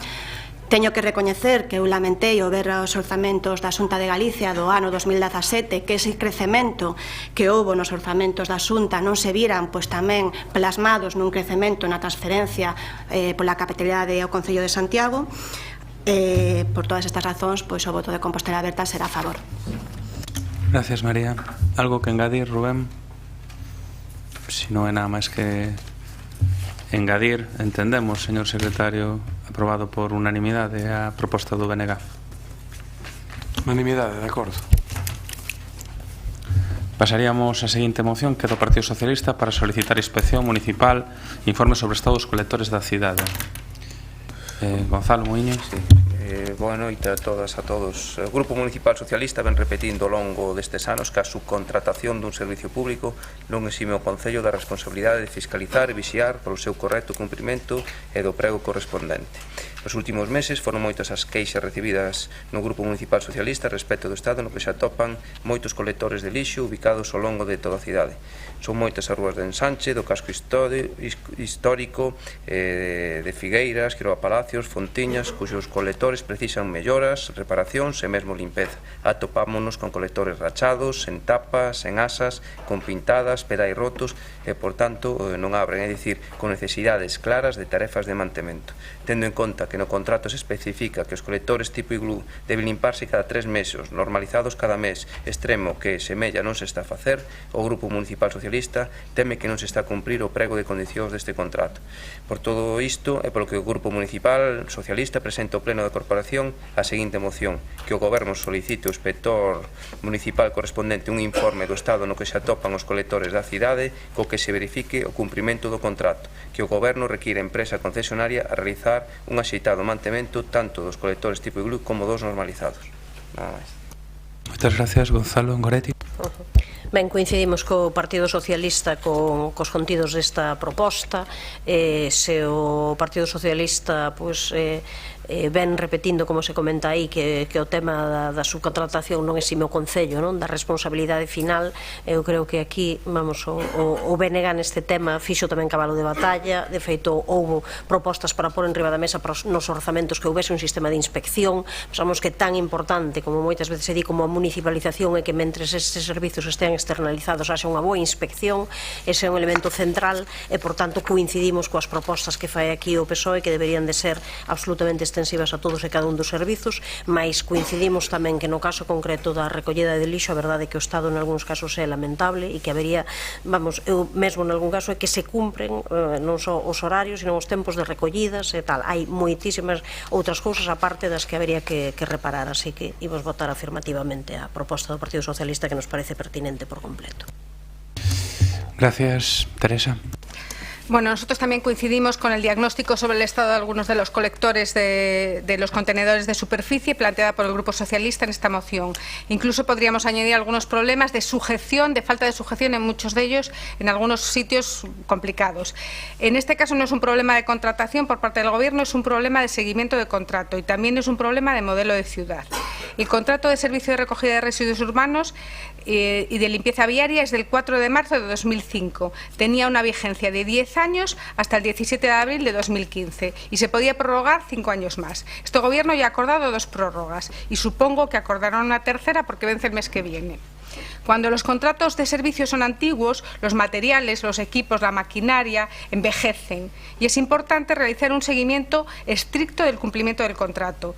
El final y el inicio de los contratos siempre es clave, el principio para sentar las bases de la buena ejecución y el final porque la empresa que asume que puede dejar de prestar el servicio en breve deja de invertir y es precisamente cuando más gastos puede tener precisamente por el envejecimiento de los materiales del contrato.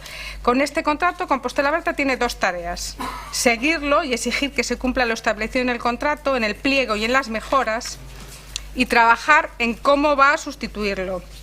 En relación con la primera tarea, que es un poco el objeto de esta moción, y dando un vistazo rápido por el pliego de prescripciones del contrato, nos encontramos incumplimientos llamativos, como la obligación de la limpieza de escombreras ilegales, que ya hemos denunciado en otras ocasiones, la limpieza de pintadas en toda la ciudad, la retirada continua de papeles pegados, la frecuencia de vaciado en contenedores, que dice el pliego, asegurará en todo momento que el material depositado en el contenedor no supere el 75% de su capacidad y cantidad de veces vemos la basura que no cabe en los contenedores.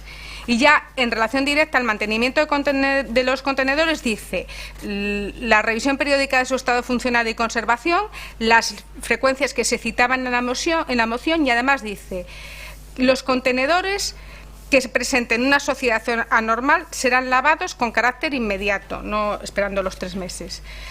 Pero tan preocupante como es esta primera parte, que es el objeto expreso de la moción, también es preocupante la sustitución de este contrato. Suponemos que de momento, este año que viene, nos vamos a quedar con él, pero entendemos que se ha de trabajar rápidamente en una renovación, lo cual esperemos que no se deje, porque si se va dejando, pues llegaremos al año final posible y no lo tendremos como otros tantos contratos de este concello. Señor Sanduro. Ben, en principio decir que pois o que pide esta moción é indiscutible, non hai xeito de decir que votas en contra. Sería discutible considerar isto unha moción e non un rogo, pero bueno, esta como moción, pois acéptase como moción e si, pedirase o informe, de feito xa está pedido, pero non só do estado de limpeza dos contenedores, senón das obrigas que poda ter ou non ter no contrato a empresa para repoñer eses contenedores que están estragados, que certo están estragados, levan 12 anos na rúa recibindo golpes. De feito, toda a partida inicial de contenedores de reposición que está agotada e agora estáse discutindo si a obriga de mercar novos contenedores é da empresa concesionaria prorrogada ou é do Concello, e non teño aínda esa resposta. Están os técnicos nese tema.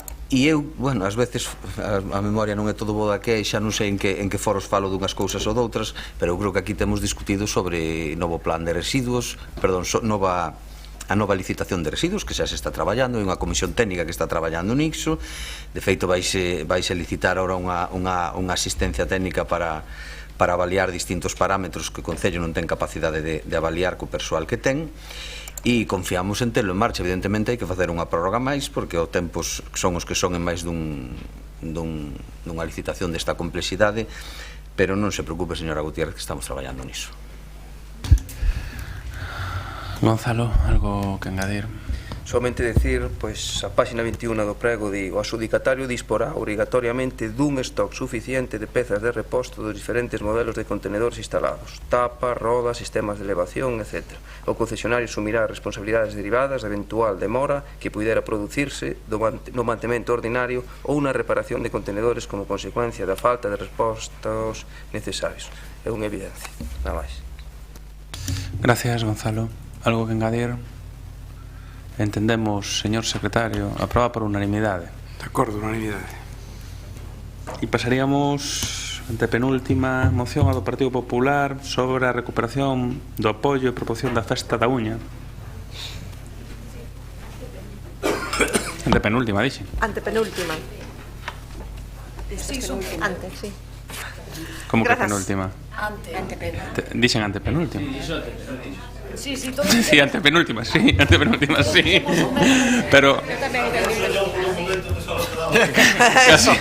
casi teño aquí un momento neurolóxico e eu dixen iso, estou a punto de decir rebobinen.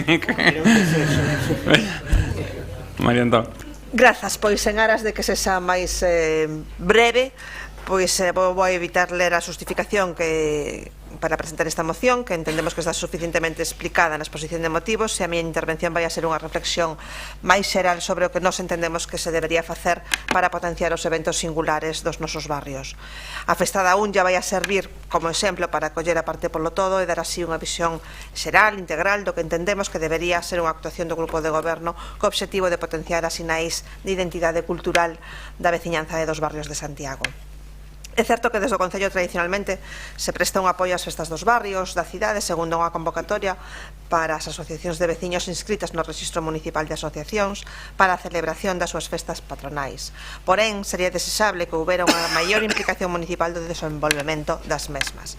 Seguramente non sexa posible actuar en todas e cada unha das festas que se desenvolven no noso Concello, pero sí que poderían vostedes elaborar un calendario, aínda que visto que o do censo non foi moi ben acollido, non sei se existe o calendario de actividades festivas a determinar aquelas que por a súa singularidade, tradición, arraigamento e proxección sería interesante e merecedora dunha atención especial.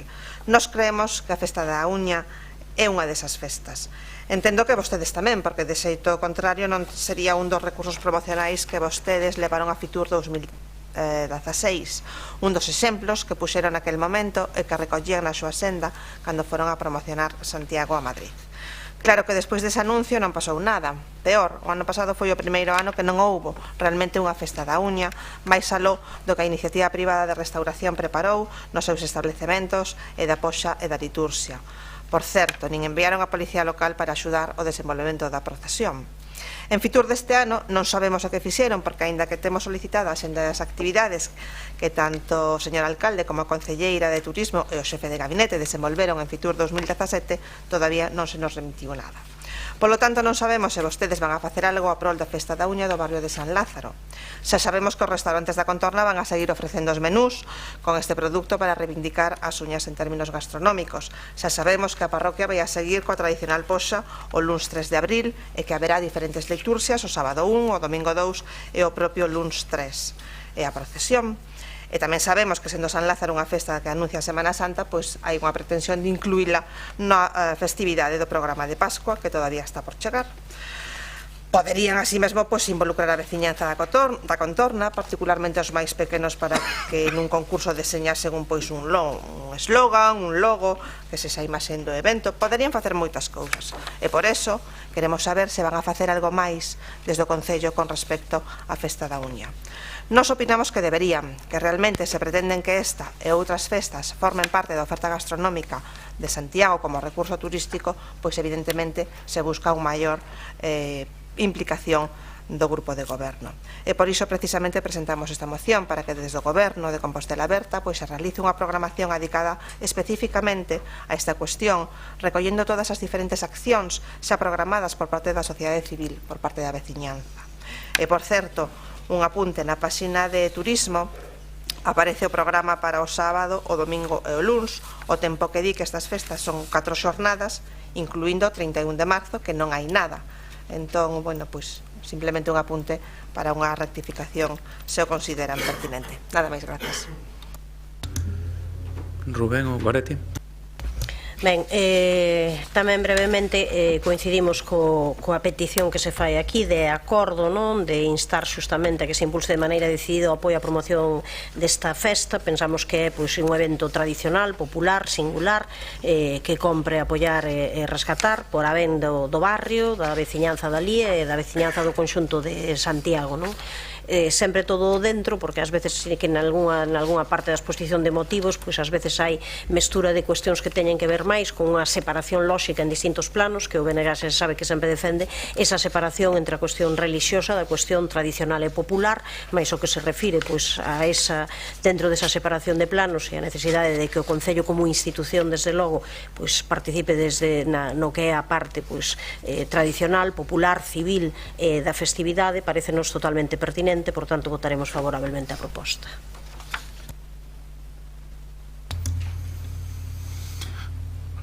Gonzalo. Boa tarde. Realmente, cando lín esta moción para a recuperación en sí da Festa da Uña, na súa exposición de motivos, pois vin que foi unha moción realmente pois moi currada, non? Un traballo de investigación grande. Ali pois se nos falou pois da orixe da festa, do culto a San Lázaro, da orixe do Hospital da Lepra nesa contorna, na orixe de Capela, realmente a reconstrucción por parte dos arquitectos municipais. Sin lugar a dúda, para os que oímos solamente aí a xantar, pois esta exposición de motivos pois foi moi enriquecedora, non? A verdade é que sí. O que xa non nos cadrou moito foi que cando se menciona que a festa tivo altibaixos na programación de actividades musicais e que nos últimos anos o Concello asumiu un papel decidido no apoio e promoción da veciñanza para potenciar esta cita anual, pois realmente quen poñía en valor nos últimos 8 anos esta festa pois eran 4 persoas, que era quen formaba parte da Comisión de Veciños, era Sandra, o seu home Javier Cañete, Mónica e Lito. Eles realmente pois se dedicaron a percorrer porta a porta todas as casas do barrio de San Lázaro.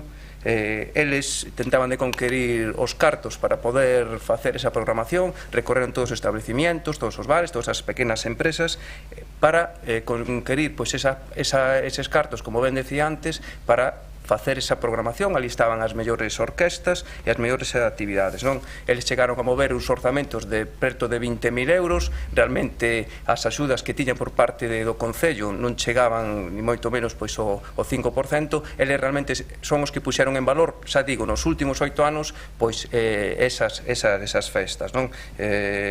Nos por eso reivindicamos pois a figura destas persoas e de outras persoas pois que forman parte de distintas comisións de festas en outros barrios, e obviamente pois eles están a enriquecer tamén a cultura e as tradicións da nosa cidade. Dai que noso voto favorable, pero realmente eu volvo a decir, quen poñía en valor aí no barrio realmente se movía, pois desgraciadamente única e exclusivamente 4 persoas nos últimos 8 anos. Gracias. Marta. Bueno, así tamén moi brevemente reiterar iso que dende o ano 2013 Turismo de Santiago xa traballa na difusión da Festa da Uña de San Lázaro e nos últimos anos en colaboración coa Asociación de Hostelería de Compostela. E nesta acción promocional, como saben, pois colaboran alrededor de 20 restaurantes do barrio. Pero o ano pasado, 2016, incrementouse esta promoción desta festividade gastronómica, incluíndose tamén restaurantes de outros puntos da cidade que tamén serviron o prato tradicional de uñas. Neste ano 2017, tal como se presentou a semana pasada nunha rolda de prensa conxunta coa Asociación de Hostelería e Turismo de Santiago, promocionouse de novo a Festa da Uña de San Lázaro, incluindo baixo a marca Paraugas Compostela Gastronómica. Polo tanto, eu creo que queda claro o compromiso presente e futuro do Goberno de Compostela Aberta coa promoción desta festividade da Uña de San Lázaro. Outra cousa distinta é a programación festiva, que, como é habitual nos distintos barrios da cidade, depende pois da Comisión de Festas do propio barrio. Entendemos que neste ámbito o Concello ten a función fundamental de posibilitar os elementos precisos para que se celebren as actividades que se deseñen dende a propia Comisión de Festas e, polo tanto, tamén aquí en concordancia co que sinalaba o compañeiro Gonzalo Muña respecto ao papel fundamental de determinadas persoas. Pero entendemos que non lle corresponde ao Concello deseñar e asumir a programación festiva das festas dos distintos barrios e parroquias, xa que o Concello xa deseña e asume as festas do conxunto da cidade, como por exemplo as da Ascensión e do Apóstolo. Polo tanto, dende Compostela Aberta apoiamos a consolidación da festividade das uñas de San Lázaro, así como as festividades dos diferentes barrios e parroquias da cidade, pero deixando que cada barrio e parroquia, a través da participación veciñal e das súas correspondentes comisións de festas, deseñe as súas programacións festivas. Neste sentido, votámola a favor, pero en coherencia co noso apoio que levamos facendo dende o primeiro momento. Grazas. María Antón, algo que engadir? Sí, en primeiro lugar, facer miñas tamén as palabras de recoñecemento para estas persoas da Comisión de Festas, porque efectivamente eran 4 persoas e precisamente porque eran só 4 persoas, a pouca, digamos, axuda colectiva que tiñan levou a que esta Comisión de Festas desaparecera. Por iso tamén é tan importante o mellor que o Concello se involucre máis neste caso que en outros casos, porque, señora Lois, realmente non hai coherencia, porque vostede acaba de decir que non van a apoiar, entre comiñas, as festas dos barrios porque apoian as festas grandes da cidade, que son a Ascensión e o Apóstolo. Bueno, dixo que estaban centrados nas festas grandes da cidade, que son a Ascensión e o Apóstolo, e que os propios barrios terían que desenvolver as súas festas. Entón, vou a facer de concelleira de Acción Cultural e vou a decir que nas festas do Apóstolo se está descentralizando cara aos barrios, precisamente con todo o programa de Artellando, co cal é incongruente co que vostede mesma acaba de decir. E aí tamén vou a facer un inciso. Non sería máis lóxico, en vez de descentralizar as festas grandes de Santiago, en donde todo o mundo do Concello quere vir ao centro da cidade, potenciar as festas singulares dos barrios e a súa propia idiosincrasia? Eu coido que é un tema para reflexión. E volvo a decir, non se trata de suplir, se trata de buscar aquelas festas que realmente nos engaden valor. Non se trata de que se contrate a Panorama, por poñer un exemplo, para a festa de X barrio. Se trata de buscar o valor singular de cada barrio para potenciarlos e que ten unha festa patronal que o mereza. Eso será, evidentemente, a súa decisión. Grazas. Algo que añadir, Gonzalo? Marta, algo que añadir? No, vale, se agradece. Por unanimidade, señor secretario. Unanimidade, de acordo.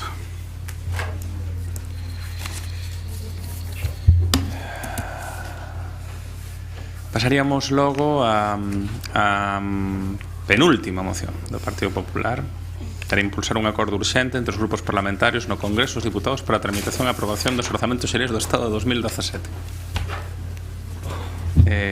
Quen fai a defensa? Manuel. Sí. Vou ser breve tamén na intervención, simplemente para concretar unha serie de aspectos que me parecen fundamentais, sobre todo para entender o senso desta moción. O acordo que se propón nela é que o Concello de Santiago inste aos grupos políticos con representación parlamentaria nas Cortes Xerais a, primeiro, sentar as bases e alcanzar os acordos necesarios que permitan chegar á aprobación definitiva da Lei de Orzamentos Xerais do Estado para o exercicio 2017. Segundo, impulsar un amplio acordo para lograr a reforma do financiamento local que cumpra coas expectativas dos gobernos locais reclamadas longo tempo. E o terceiro xa fai referencia a quen se reenvía a moción e todas esas cousas que non nos interesan. E hai que ter en conta que nos estamos planteando esta moción que, como se pode ver, é totalmente xenérica. O que se propón aquí non son cousas concretas, sino son cousas moi xenéricas, se vai dirixida a todos os grupos políticos pola situación que se está a vivir. Se está a vivir desde o ano 2015, porque non hai que olvidar que xa tuvemos que repetir a nivel estatal unhas eleccións xerais e que ahora mismo estamos sin orzamentos para o Estado do ano 2017. E se nos poñemos na perspectiva local, que é a que nos interesa, hai que ter en conta que cando falamos dunha lei de orzamentos do Estado, esta lei é moi importante para o tema dos concellos, porque a lei de orzamentos xerais do Estado é a que ten que regular, entre outros, non só que son os ingresos e gastos do Estado, como se leva a cabo a xestión orzamentaria, senón o réximen de retribución dos empregados públicos. Regula tamén todos os aspectos da participación dos tributos do Estado no dos concellos, as entregas a conta, que é un mecanismo de financiación fundamental tamén para os concellos. Regula tamén a participación de cada provincia no Fondo Complementario de Financiación, a liquidación definitiva do mesmo, porque tamén regula os temas relativos á aportación á asistencia sanitaria para o mantemento daqueles centros sanitarios de carácter non psiquiátrico das diputacións, porque regula tamén todos aqueles aspectos relativos ás subvencións das entidades locais por servicios de transporte colectivo urbano, regula tamén o tema relativo ao superávit dos concellos.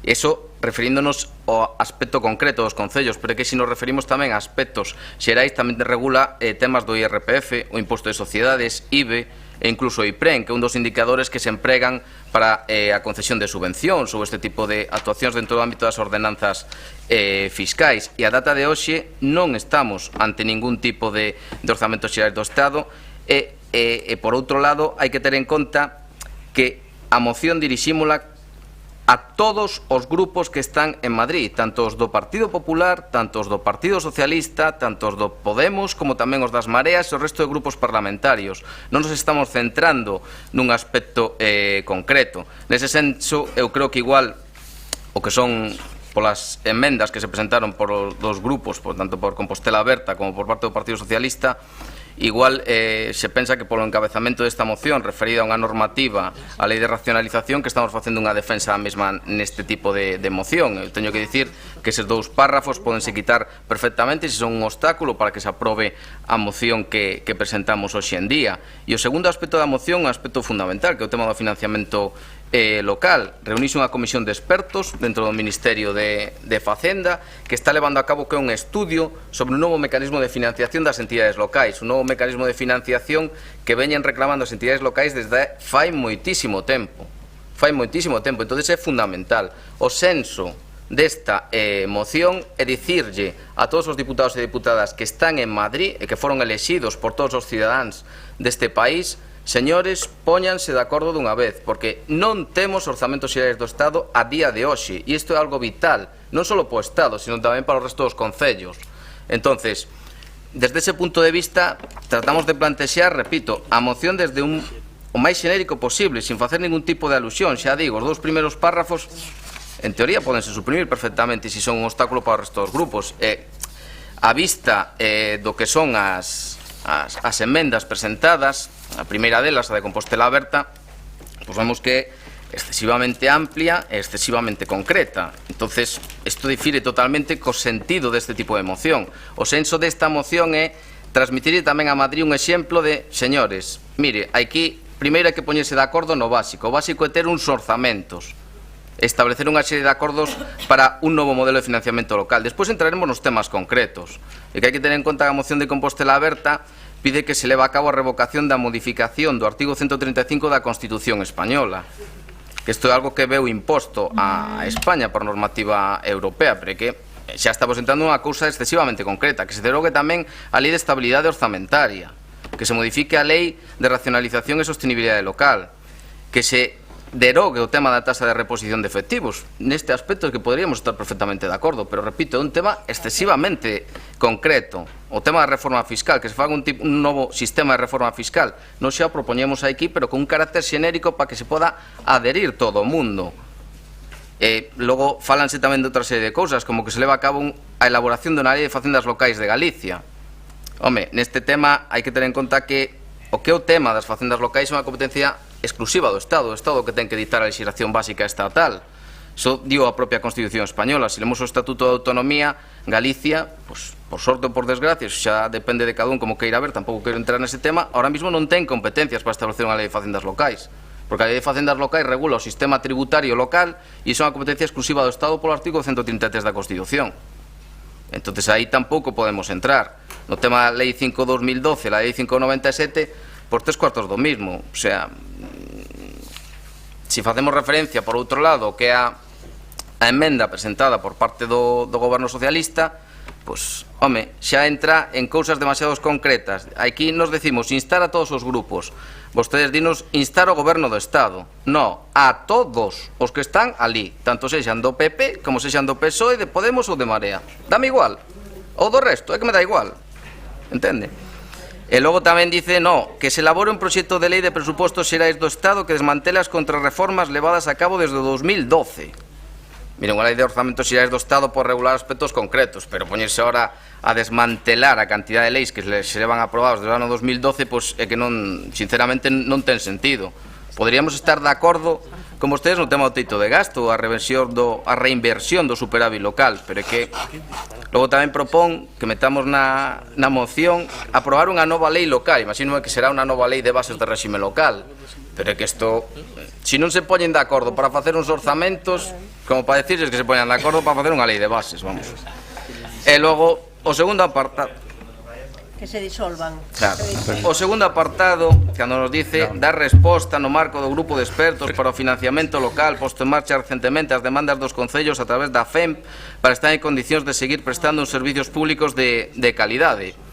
Mire, que nos estamos propoñendo exactamente o mismo, pero con carácter xenérico. Además, vostede fai referencia á FEM, e eu digo unha cousa, eu como galego, pues, sinceramente, eu faría referencia á FEGAM, que además en febreiro adoptou un acordo e estableceu, propuxo a Madrid, 45 medidas para reformar o sistema de financiamento local, 45 medidas aprobadas no seno da propia FEGAM, referidas á tributación local, reformulación de impostos, á participación dos ingresos do Estado, a participación dos ingresos da comunidade autónoma, a minimizar as transferencias finalistas aos concellos e incrementar o fondo de cooperación local.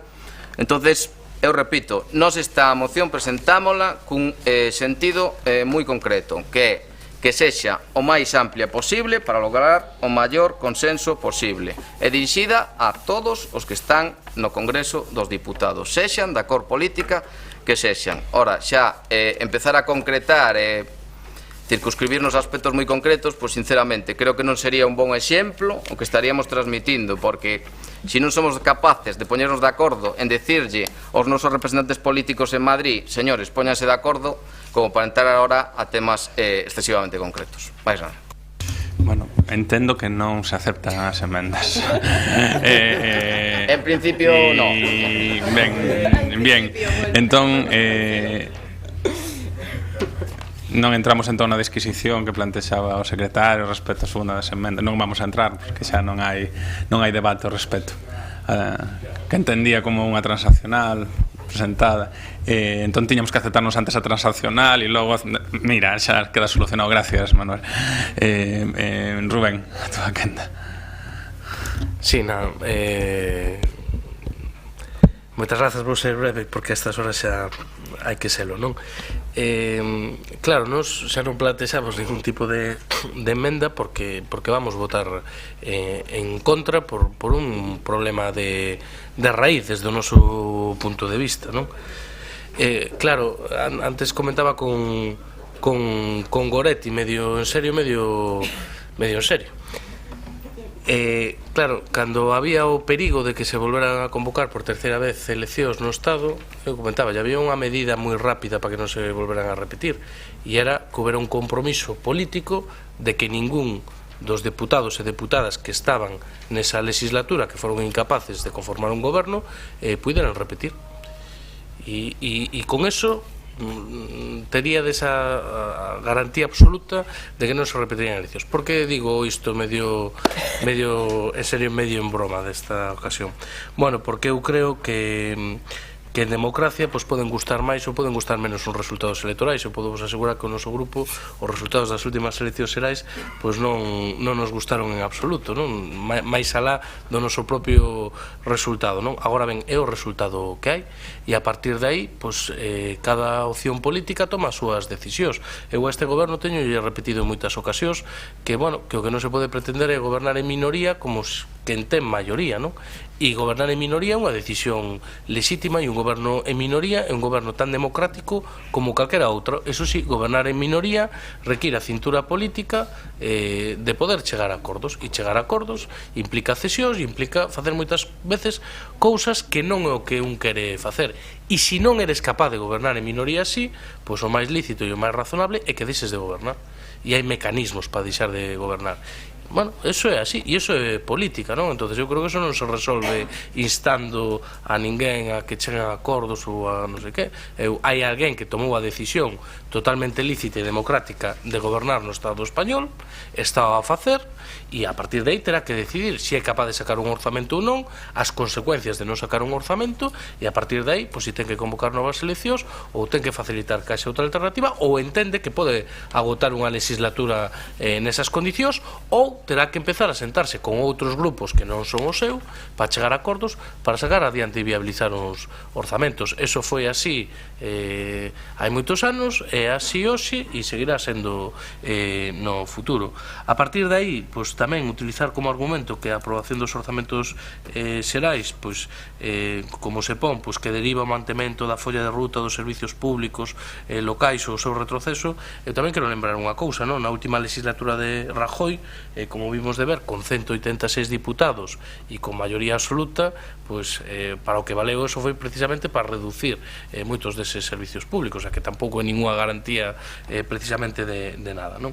Despois hai cuestións que comenta Manuel que son moi lóxicas e se entráramos no detalle unha a unha, habería moitas nas que poderíamos chegar a entendementos, non? Nos sempre defendimos outro modelo de financiamento local, inserido, por certo, nunha reforma do modelo de financiamento das comunidades autónomas no Estado español xeral, que evidentemente non vai ir na liña que nos defendemos, pero que todos podemos coincidir é que un dos grandes problemas que teñen os concellos en Galicia e no conxunto do Estado español é un absoluto insuficiente modelo de financiamento para prestar os servicios que hoxe teñen que prestar os concellos, e hai outro tipo de cuestións, como se abordaba aí, desde a tasa de reposición de afectivos, de outro tipo de cuestións, pois que seguro que poderíamos estar de acordo, non? Pero, bueno, co que non estamos de acordo é co plantexamento de fondo de facer este tipo de pedimentos, non? Eu creo que quen asuma a responsabilidade de gobernar en minoría,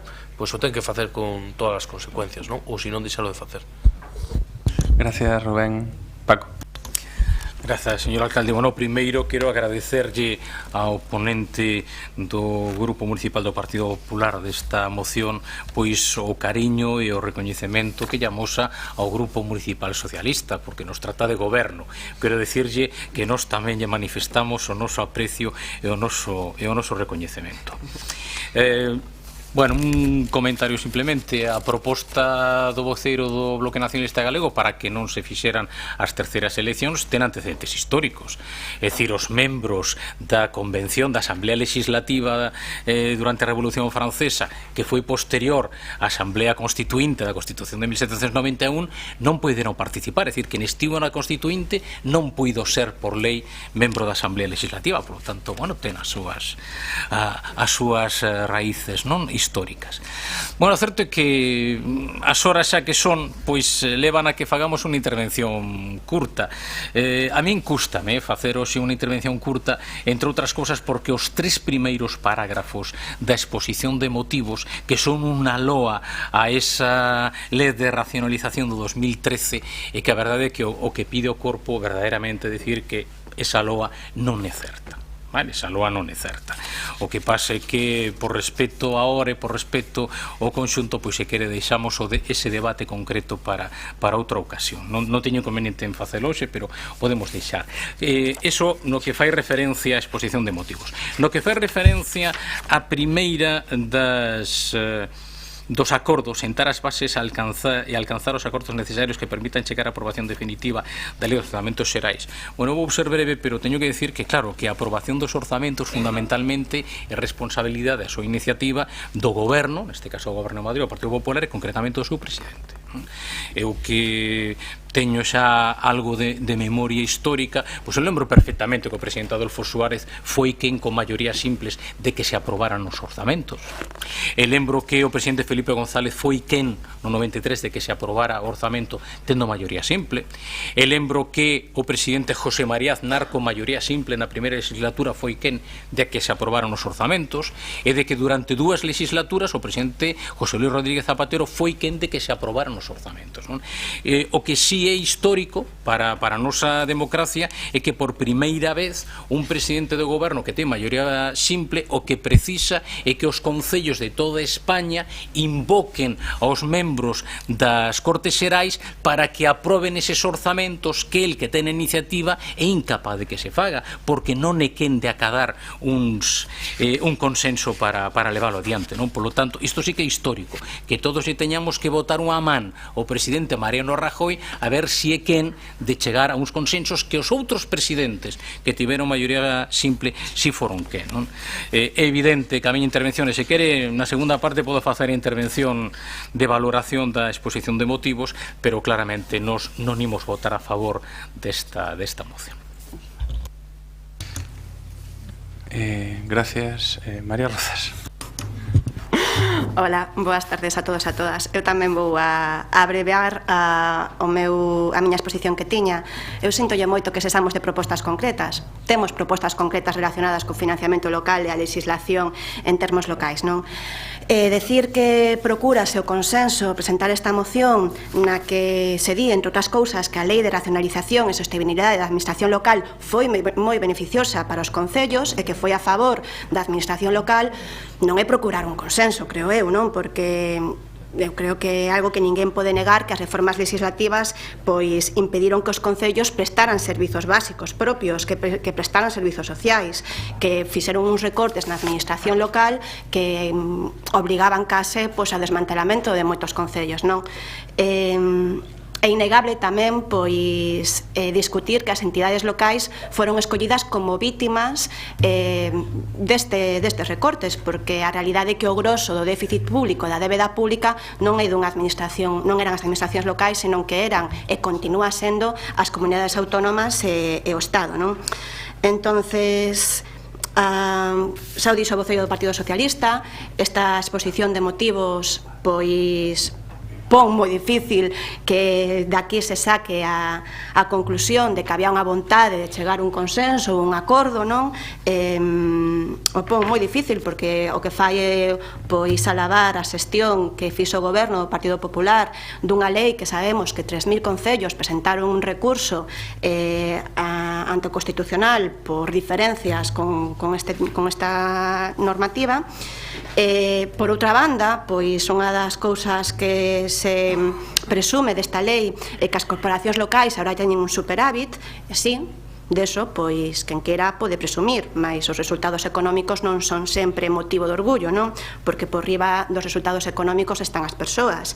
Este superávit non se pode atender nunca, pois non se pode destinar a necesidades sociais que son imperiosas e que se poden destinar pois a pago de débeda pública, esa é a prioridade absoluta. E por iso tamén é o motivo polo que nós introducíamos esa emenda de supresión do artigo 135 da Constitución, porque o artigo 135 da Constitución é a orixe de todo isto. O artigo 135 da Constitución, incluído pois en ningún tipo de consenso no seu momento, indica que a prioridade absoluta é o pago da débeda, por riba incluso de outras necesidades pois que son fundamentais e que son básicas, por riba do gasto en sanidade, por riba do gasto en educación. Por riba de todo eso está o pago a débeda de entidades bancarias que, ademais, pois teñen uns xuros elevados, a pesar de que en moitas ocasións reciben eses cartos pois a través do Banco Central Español a un xuro moi baixo, non? Entonces, pois, sinto, pero creo que era evidente que nos tocaba ou votar que non, decir que non, como se expresou o cuarto Bloque Nacionalista Galego, ou facer unha emenda a totalidade, non?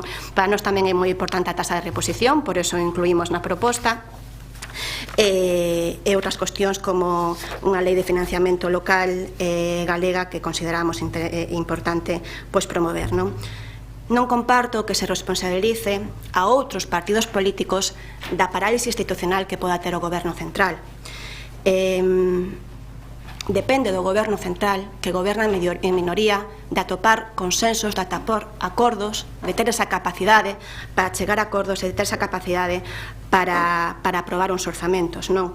Eu teño que recoñecer que cando vin esta moción pois sorprendeume, porque non me imagino pois pasándolle unha moción a outros concellos do país para que promoven un acordo de que no Concello de Santiago, que somos a capital de Galicia, necesitamos orzamentos, pois que nos insten a chegar a un acordo, non? Eso está na responsabilidade dos que gobernan e dos que están na oposición. Así que, pola nosa parte, tamén votaremos en contra. Gracias, María. Manuel.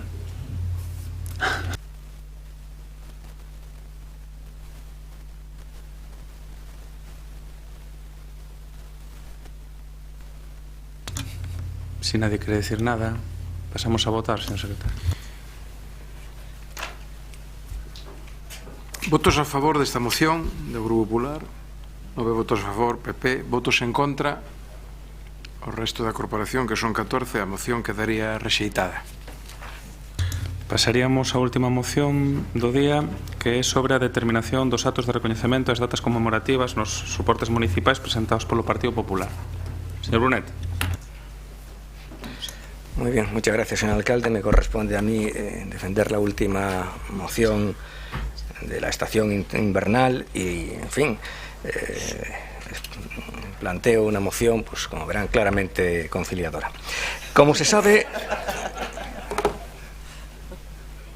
Sí, es verdad. Como se sabe, el Gobierno de Compostela Berta encargó, conforme a su protocolo, 20.000 calendarios del año 2017 que procedió a distribuir entre vecinos y particularmente entre escolares. Son varias las cuestiones que llaman la atención. En primer lugar, si me permiten una reflexión muy personal, me preguntaría si entre los servicios y prestaciones que debe ofrecer una administración pública debe figurar el reparto de calendarios. Es obvio que desde una perspectiva liberal conservadora no se debe utilizar el dinero de los contribuyentes para diseñar y distribuir estampitas, pero creo que ni siquiera desde una posición socialdemócrata o desde una posición de izquierdas debería resultar admisible gastarse hoy por hoy 3 millones de pesetas en calendarios. Creo que la crisis económica sufrida debería hacernos reflexionar sobre el gasto público. En el taller mecánico, en la peluquería, en el supermercado regalan calendarios y uno mismo no tarda más de 10 minutos en hacerse uno.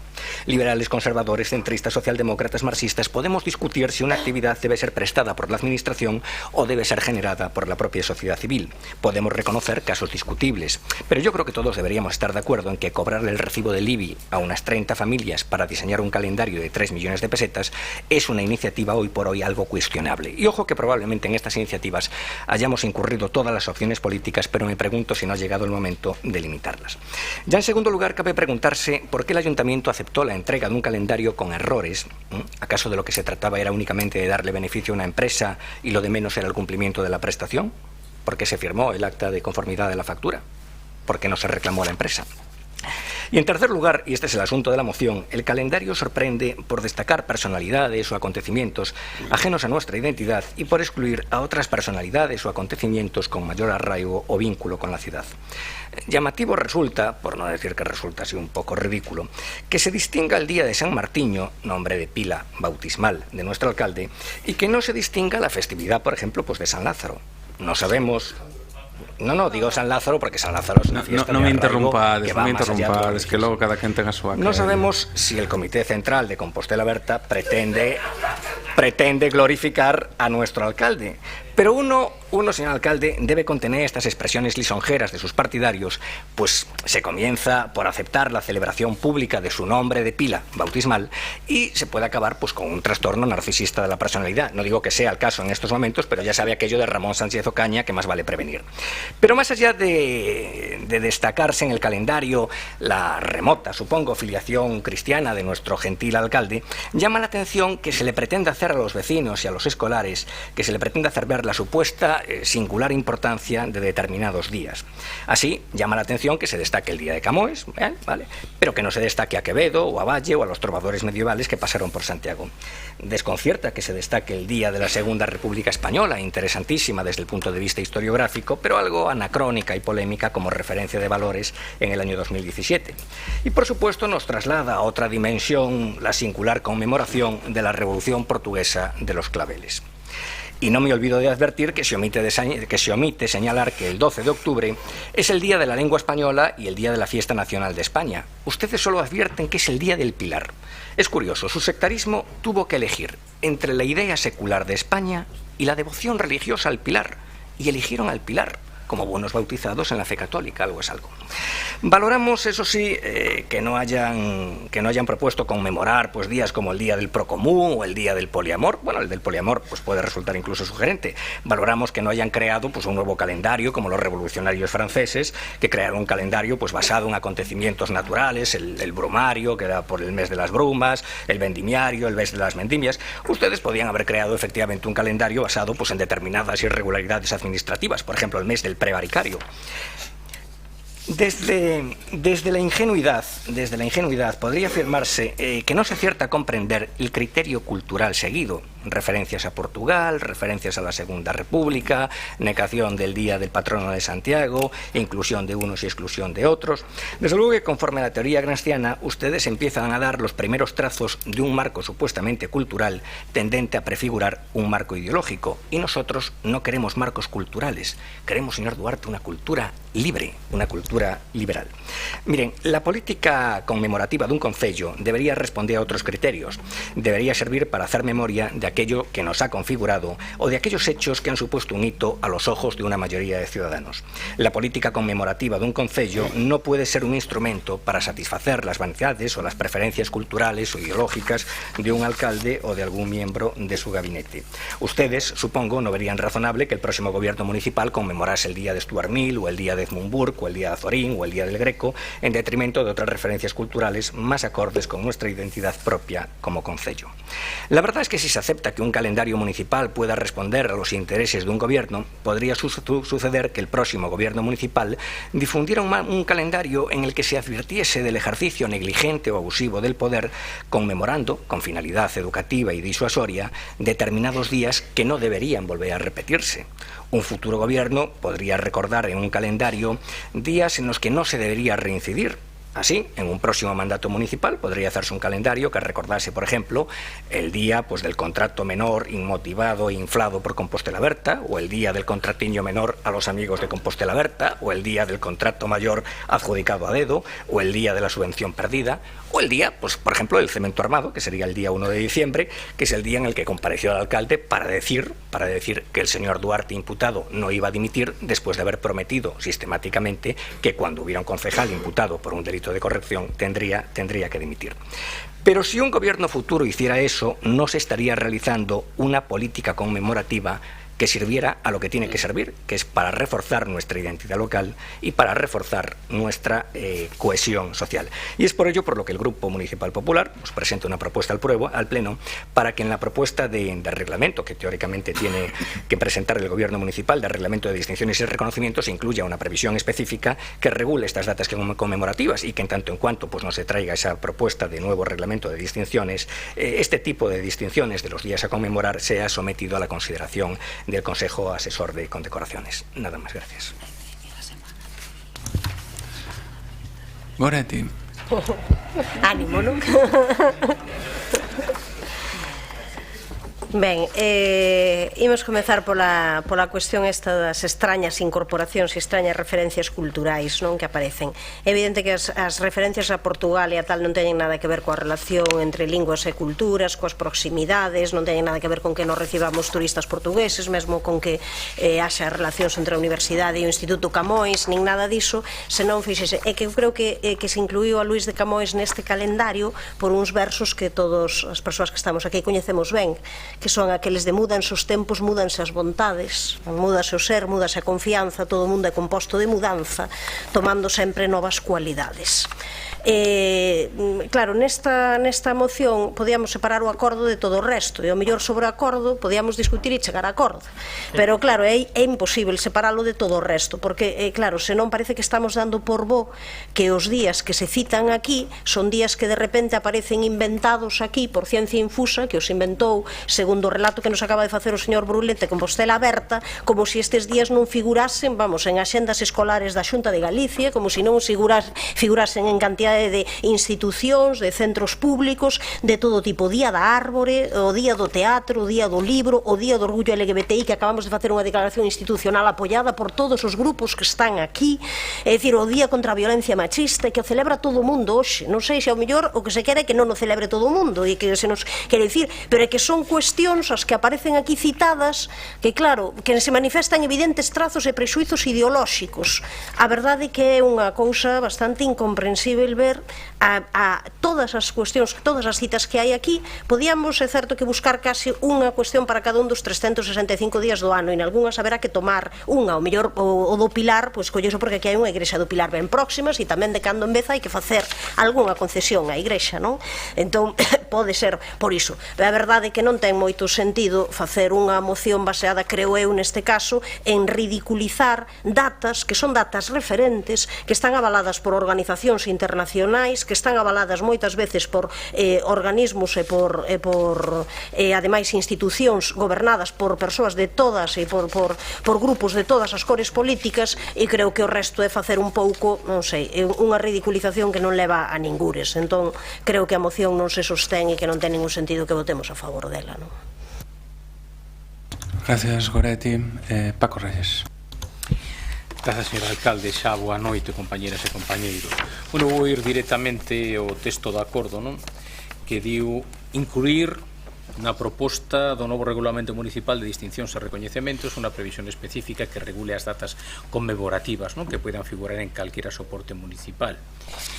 Bueno, o certo é que eu lembro que na última reunión precisamente do Consello Asesor de Condecoracións pois quedamos todos os grupos en presentar alegacións ao novo Regulamento Municipal de Distincións e Recoñecementos. Nos entendíamos que ese era o vehículo, non? Presentalo como alegacións, non como mocións, respetando que cada quen trae as mocións a este pleno que lle parecen oportunas, non?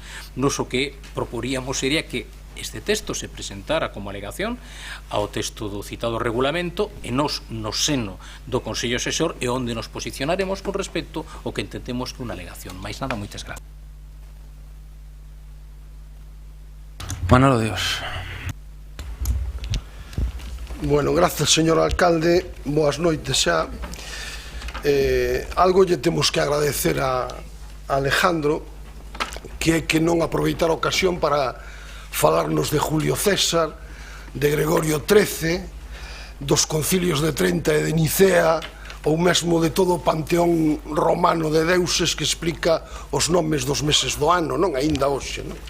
Pero, indo ao serio, eu creo que o Partido Popular xa nos ten acostumados a cualificar como ideolóxico todo o que non coincida co seu criterio, que, por suposto, nunca é ideolóxico, senón obxectivo. Xa nos ten acostumados a cualificar como carente de criterio todo o que non coincida coa súa opinión e coa súa forma de estar e de ver o mundo. Esta é unha práctica habitual dunha formación política que lle custa recoñecerse na pluralidade e na diversidade da nosa sociedade actual. Unha característica que aínda se acentúa máis, si se quere, no caso do Partido Popular de Santiago, hoxe en minoría nesta corporación, e en parte eu creo que por esa incapacidade para ver máis alá dos seus propios anteollos este sí de marcado carácter ideolóxico. Así, durante esta semana puidemos ver e ler como o concelleiro señor Brunete se regodeaba en intervencións que tentan ser graciosas sobre asuntos de enorme preocupación cidadá, como este calendario. Supoño que debe ser unha enorme preocupación para a cidadanía ou polo menos para a súa parroquia. De parroquias ou de santos din entender ou como mínimo preocuparse, mas despois non teñen claro que o patrón da cidade é San Roque e aínda que non sexa festivo tamén Santa Susana, tal e como lle recordou o señor Deán en agosto do ano pasado. Aínda pasándolles esta falta, eu que son docente, sabe, señor Brunete, non se enfade, colocaríalle o clásico de necesita mejorar tamén en Santoral.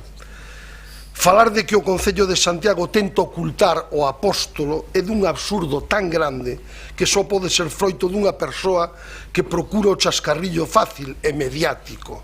Algo que xa nos ten afeito o señor Brunete, que ben podía denominarse concelleiro da banalidade, non direi do mal, que non é o caso, sobre todo por respeto a Hannah Arendt, que sei que coñece.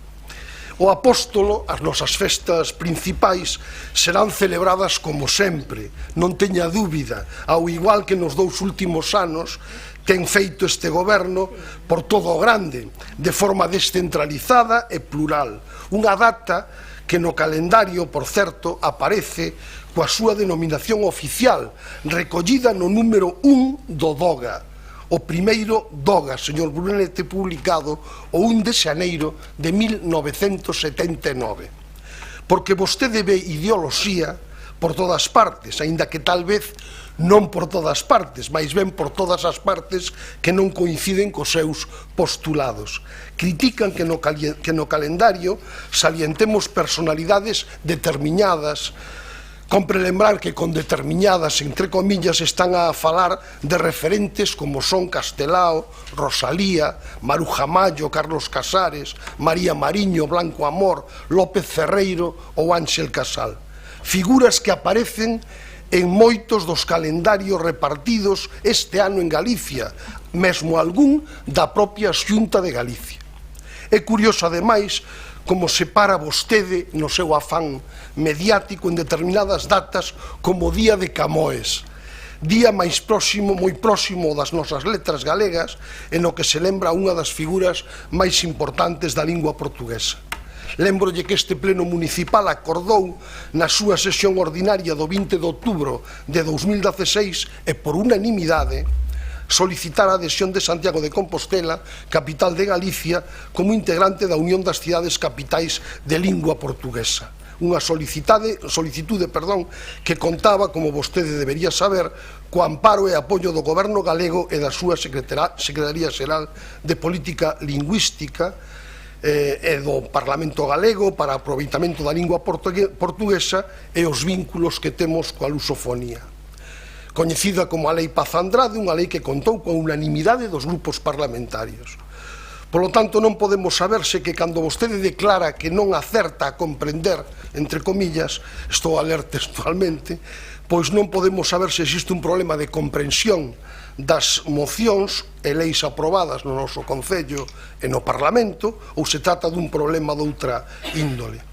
Chámalle a vostede a atención datas como San Xoán ou San Martiño, que aínda non sendo festivas, son das máis destacadas do calendario de celebracións populares. Supoñemos que vostede non é alleo a todas as cacharelas, sardiñadas, que todos os magostos que se celebran en prácticamente todas as parroquias e barrios da cidade de Santiago. E non se preocupe, señor Brunete, se o San Alexandre ou mesmo San Agustín tivese arraigo popular, pois tamén aparecería no calendario do Concello.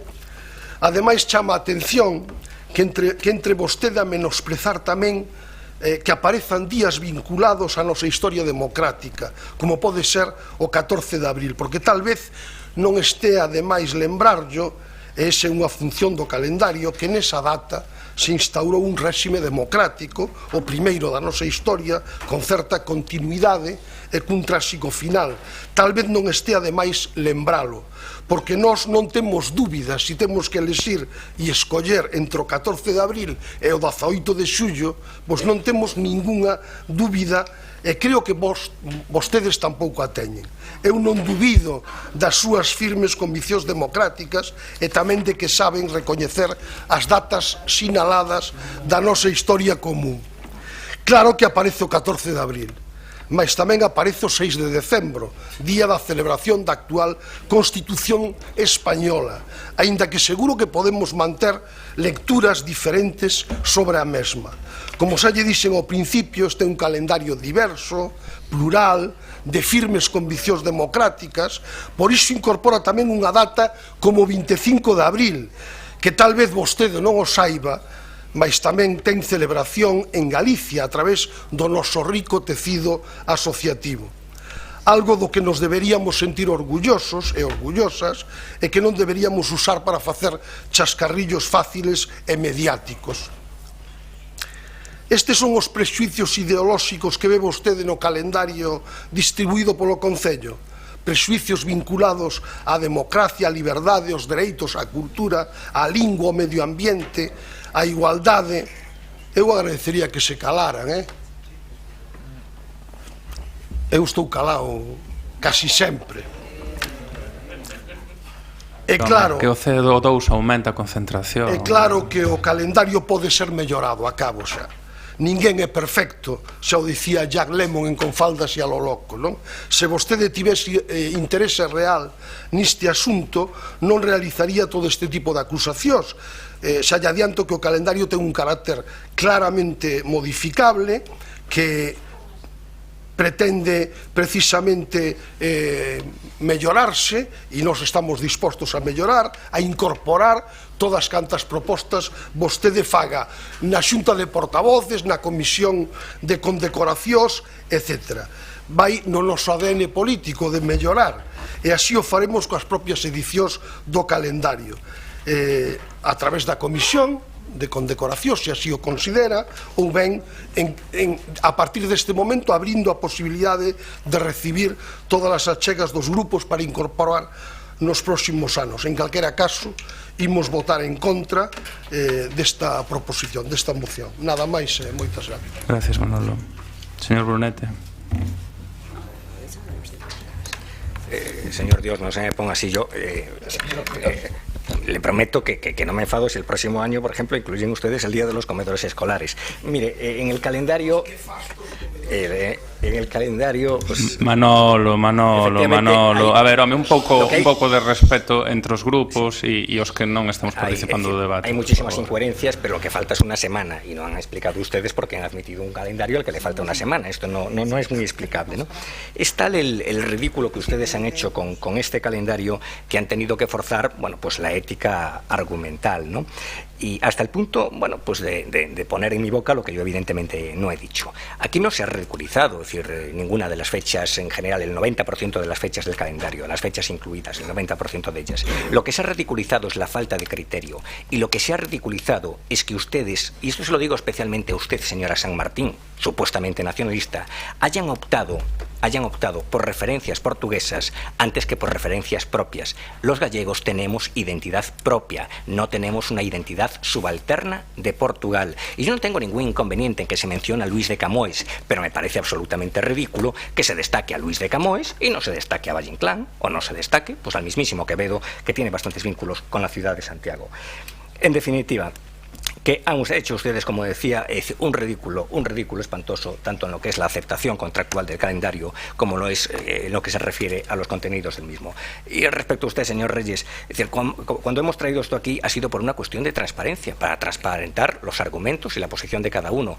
Yo veo que usted, argumentalmente y en cuanto al fondo de la cuestión, se inhibe. Usted, entre la pluralidad cultural y el sectarismo cultural, opta por una cierta equidistancia que yo creo que es poco gallarda. Nosotros no tenemos ningún inconveniente en explicitar nuestra apuesta por la pluralidad cultural y por la coherencia cultural. Nada más, gracias. Señora San Martín, algo que non. Señores, tal. Manolo, 30 segundos, Manolo. No, solamente para dicirlle que eu farei aportacións tamén, porque non figura, por exemplo, pero culpa miña, o Día Escolar pola Paz e a Non Violencia, por exemplo, e o vou a propoñer para o próximo. Pero mire, o vou a convidar o martes a que veña o Centro Galego de Arte Contemporáneo, que vamos a celebrar o Día Mundial da Poesía. Tampouco está aquí. E o ano de Miguel Hernández tampouco está aquí. Por lo tanto, vamos a poder gratuito, hombre, para ti gratuito. Bueno, nada máis. Pasamos a votar. Hai que votar. Non é só aguantar, hai que votar. Señor secretario. Votos a favor da moción do PP. Votos en contra. A moción queda rexeitada con 9 votos a favor. Levantamos a sesión. 14 en contra.